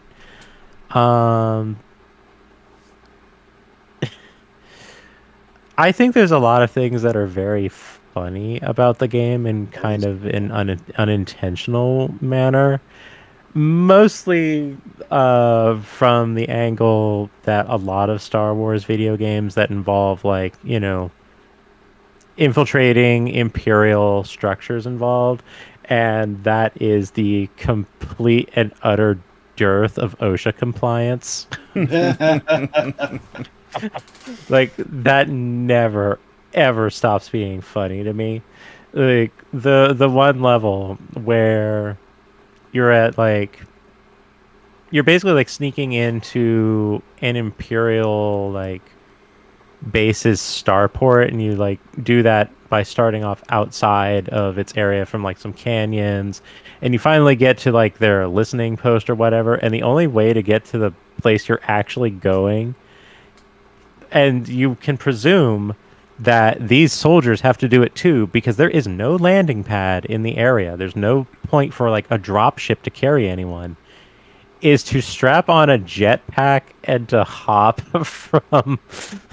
from like canyon stalagmite to canyon stalagmite, or like various other like little canyon side platforms or whatever. And it's just like, so this is how the workers and the soldiers are supposed to get between areas for their shifts. I remember seeing with that. jetpacks. If I might sidebar, Sharon has mentioned that she liked episode 1 Racer. I did too. I actually played that one a good deal. I actually do like that one. I do like that one. I think there's actually like a fan remake of it at this point. Yeah, some sort of port or something. Yeah, it's like a fan port, something like that. But it basically, like, you can play it on modern hardware. It's like, ooh. I should revisit that. Yeah, I'm not even normally huge on racing games. But, I'm not either, but that one works for me. I think it's because it kind of falls into the Zero Grav Racer, which is what I'm still continuing trying to find, and I cannot find it, and that makes me mad. Grr. What exactly are you trying to find? So I can't find it, but I very recently saw some in-progress dev footage of an F-Zero X inspired racer. Really? That was being made by an independent developer. I don't remember the name, but it was definitely X inspired, very specifically. And it held its speed well, it held its track layout well. It has this like neat mechanic where people driving in the front can like basically like set the when they do their boosts, they set the track on fire, and the people behind them, if they hit the fire, will actually like elevate, they'll like hop off the ground, and they can use that fire to get onto like other platforms of the raceway and do like shortcuts over gaps or something. So like they can actually turn the boost into a comeback mechanic, and it looks so cool. And I don't remember the name, and it's making me mad. I'm trying to find it, but I suck at Google, and I can't remember what Discord I was in where someone brought it up. I'm sure it'll come back to you eventually, but do look it up later, and please let us know, because it does sound neat. I do. And hey, thank you, Sharon. Yes, it was a rad game, and okay, maybe it was after '97, but I'm not sure we're abiding by that rule anymore. There's only one thing I want to say about episode 1 Racer. Yeah. Objection, Your Honor. The pod race was pretty cool. God damn it. Of course you'd reference Clerks, the animated series. But no, I love that series too, so that's totally fair. To credit for as heavily criticized as episode 1 was, and with many due reasons that I still more or less agree with nowadays. The pod race sequence was pretty rad for what it was, and I appreciate that it caught on with someone that, everyone likes this, and maybe we should make an entire game of it, and it turned out to be a good idea, so kudos to whatever brain genius thought of that. Isn't it true you knew this was a bad movie, that you wrote it over a weekend, but you kept telling people you had it done for years? I want my bucks back. Anyway, there weren't really a lot of N64 games of note in that first year. That's one thing the N64 always had a thing was quality versus quantity. You know, it just seemed like they were concentrating more on the quality of games as opposed to just churning them out. Didn't help that they were still using cartridges, I don't think. Mm-hmm. I mean, you could make a PlayStation or a Saturn game for pennies, and N64 game, you got to go through the whole thing. But I remember seeing, I know this was ported to a couple of different consoles, but Robotron X was on the N64. I'm pretty sure that was an early game. So 3D Robotron, hey, cool, I guess. And yeah, and on top of that, they came out at the tail end of '96 too, so it was. That was around when they started remaking a bunch of those old Atari games, wasn't it? Like there was Robotron, Pong. Oh, there were so many of those. Asteroids is another one. Asteroid. Oh, yeah. That was a weird trend that you mentioned it. Yeah. It's like for all these, 2D haters, it's like, what do you think about remaking very 2D games under new 3D graphics? And, well, what did they think? I don't know. I guess the results were mixed. Yeah. I did really like Tetrasphere, but that is only very tenuously connected to Tetris. It's kind of its own thing, really. That's actually a really good game. I actually really like Tetrasphere. I fucking love Tetrasphere. And the soundtrack, that's got to be mentioned. It's a fucking vibe of a game. It's one of my favorite N64 games, unironically. Now, I do remember one of the only N64 games I was actually looking forward to never came out. Oh, which one? Robotech, Crystal Dreams. Oh, right. Oh. I remember hearing about that one. Mm-hmm. I'm not sure actually. No, the name sounds vaguely familiar, but it's not really ringing a bell. It was part of the early advertising for the N64. Remember, I think they even had it in a couple of the boxes, like when it first came out. And it was supposed to be like this incredible Robotech game, but then whoosh, it was gone. Bogus. The prototype finally surfaced, though. I don't know how playable it is, though. But, it's like the only Robotech game I played up to that point was none. They were all stuck in Japan. I didn't know about them. So the idea we were getting a Robotech game that actually looked like the Macross Saga, I was completely on board for that, and it got canceled. So, que sera. I don't really remember a lot of the other early releases that came out, though. I mean, like I said, it was... I was going to say, I think Forneia mentioned Pilot Wings. I think that was an early one. Yeah, it was I don't remember a lot of...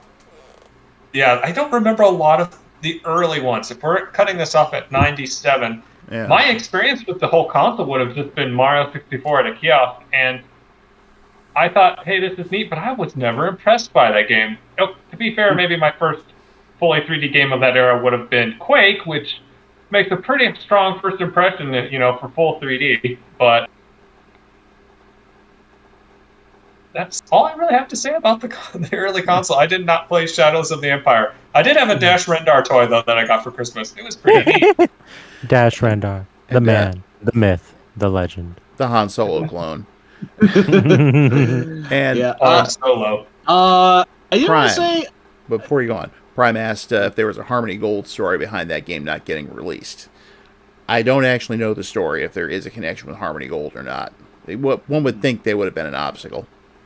But until I find out what happened, I couldn't tell you. So, anyway, Mike. I just want to say that I quite like Pilot Wings 64, and I actually played it before I played the original Pilot Wings. I mean, it's pretty much like, graphics testy as all fuck, which, to be fair, the SNES Pilot Wings was also that, but it just had a really interesting vibe to it. I thought its challenges were pretty neat. I especially remember having fun with the cannonball. You had to unlock that by doing well in some of the main stages, but it was kind of hilarious. It's like, hey, you did all right. Now let's just splat all your characters into this big fat target. And like there are like 4 maps to fly over, and they each had these neat little Easter eggs. Like, I think if you like hit one of the faces on Mount Rushmore, it transformed into Mario. Even Wario, I forget. It's been a while. I think it was Mario was just plain replacing one of the heads. I never remember what's on Mount Rushmore because that's a freaking monument to indigenous terrorism. It's the one on the far right of the arrangement. I never remember which one that one is. I think that's Lincoln. Might be Lincoln. But yeah, I think it is just Mario, and if you shoot it with a missile from the gyrocopter, or you shoot someone into it with a cannon or something like that, it'll switch to Wario as an Easter egg. That's right. That sounds familiar. Yeah, Sharon, I'll fill you on that in a bit. So, anyway, that basically brings us up to where the evolution, the transition, I guess you could say, was finished. You know, it was just going to evolve from this point. But we'd successfully moved out of the 16-bit era into the 32-bit and beyond era at this point. And even though the Genesis and the Super NES were still stubbornly hanging on at this point in time, they were nowhere near as big as they were 5 years earlier.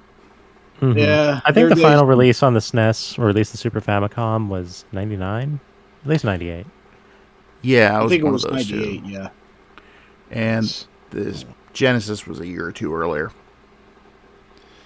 What a ride! Yep. So, I don't know if this is me being deliberately vindictive, but I want to say the game that I think truly well and killed the 2D era was The Legend of Zelda: Ocarina of Time. Yeah, that. I played it for 10 minutes and didn't like it. We will probably have more hot takes in the future. Should I save that for that?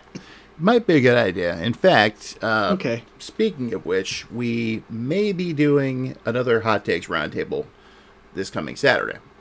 Indeed. However, I'm going to be going to a con that day. So, if the stream doesn't happen that night, don't be surprised. But it still might. There is a possibility. Anyway, I haven't been to con in a year, so I'm looking forward to this. Nice. So, beyond that, we still have several planned. Just to bring everyone up to date, the books are still kind of in limbo. Everything's kind of slow going right now. But they're still in the works, so everyone who contributed stories will see their work in print eventually. I'm hoping early 2024 at this point. Which would actually be appropriate because it would be the 16th anniversary of the original memoirs and the 10th anniversary of the expanded edition. Nice. Plus there'd be other new stuff coming out too. And beyond that, I honestly can't think of anything else that's happening in the near future. So we will either see you, well, some of us will, next weekend or we won't. But if we don't, we'll have that Hot Takes Part Due stream rescheduled at that point. So thank you everybody for joining us tonight.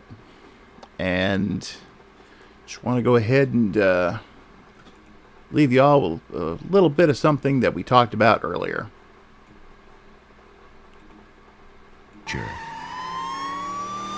Research shows that kids spend hours and hours each and every day in front of the TV. What could they be watching? Probably some clown with a gun.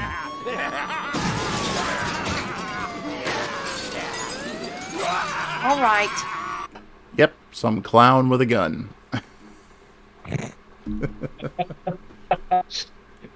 I was underwhelmed with the 2019 Joker movie. I'm just going to say that. I never saw it, so... It's not essential, in my opinion. Yeah, that's something for a different stream somewhere else, not on this channel. So I genuinely think that the clown with the gun is the best part about that whole video. It is actually the one maybe legitimately amusing bit of an otherwise bizarre shit show. Yeah, I definitely would rather watch that than the stupid owl. Yeah, I was gonna say, or play a game based off of the clown with a gun. Yeah, I can totally see it. Clown with a gun, the game. I'm just like over here going, why a clown? I just hope for their sake they're watching Batman the animated Was series. Was that seriously supposed to be like an oblique knock on Batman the Tool Assisted Speedrun? I don't think that even existed yet. Well, let's see. 93 was, I think, its first year. I forget when this was I out. thought it debuted pretty early, but yeah, it was pretty early. Well, Batman had entered some relevancy because of Burton's film in '89, so Yeah, but even then, that wouldn't be the Tool Assisted Speedrun. That would have been the films. I want to say that the animated series started in '92, which would coincidentally be the same year that the IS came out. If they were trying to be topically dumping on Batman, I think that's one of the most insane decisions I've ever heard of. Yeah, because that series, if not perfect, was mostly really fucking good, so... But hey, what did the kids learn from that? They learned not to buy that machine. From Batman the animated series? No, from the commercial. Yeah, they learned that from the commercial, all right, because... But mommy, we want to play World Vista. They learned that maybe someday they themselves could foil a Batman villain with Home Alone-esque traps. I know most people hated that episode, I just wanted to reference it. Well, maybe they just thought they could throw their copies of Compton's Interactive Encyclopedia at them. Jesus. All right, folks, we're all going to sign off now then, so y'all have a good night, and we will see you next time, whether it's next weekend or a weekend after that sometime. If I may. Yes. I am going to be having my 1-year VTubing anniversary this Thursday. Oh, cool. Yeah. I'm actually going to be breaking out my 3D model for the first time. That's what I've been working on here in Blender, the mask. Excellent. And so I'm also going to be using that opportunity to run charity for Trans Lifeline, because Trans Lifeline is in trouble right now because there's a lot of political pillocks running around causing trouble for them, and yeah, there always is. Yeah, we need a resource available for trans folks who are in crisis or unstable situations. So yeah, I am going to be dedicating my anniversary to supporting them as best I can. I would appreciate it if anyone could show up for that and help out. If I'm able to, I will. Cool. And I did add the link to your Twitch channel in the video description. Thank you very much. Sharon seems hung up on what this owl is before we end the stream, so I guess you might want to honor that. I'll explain it later. I'll explain it. Did you intend that, you bastard? Of course I did. Okay, just checking. just check back in on like the first half-ish hour of the video once we wrap it up here. Yeah, there's a crappy CGI owl in it. It's terrible. With very bad animation, very lazy animation. Yes. Yeah. The kind of animation that the folks who made Reboot would laugh at. Yeah. Sub-Bonzi buddy, that's the best way I can describe it.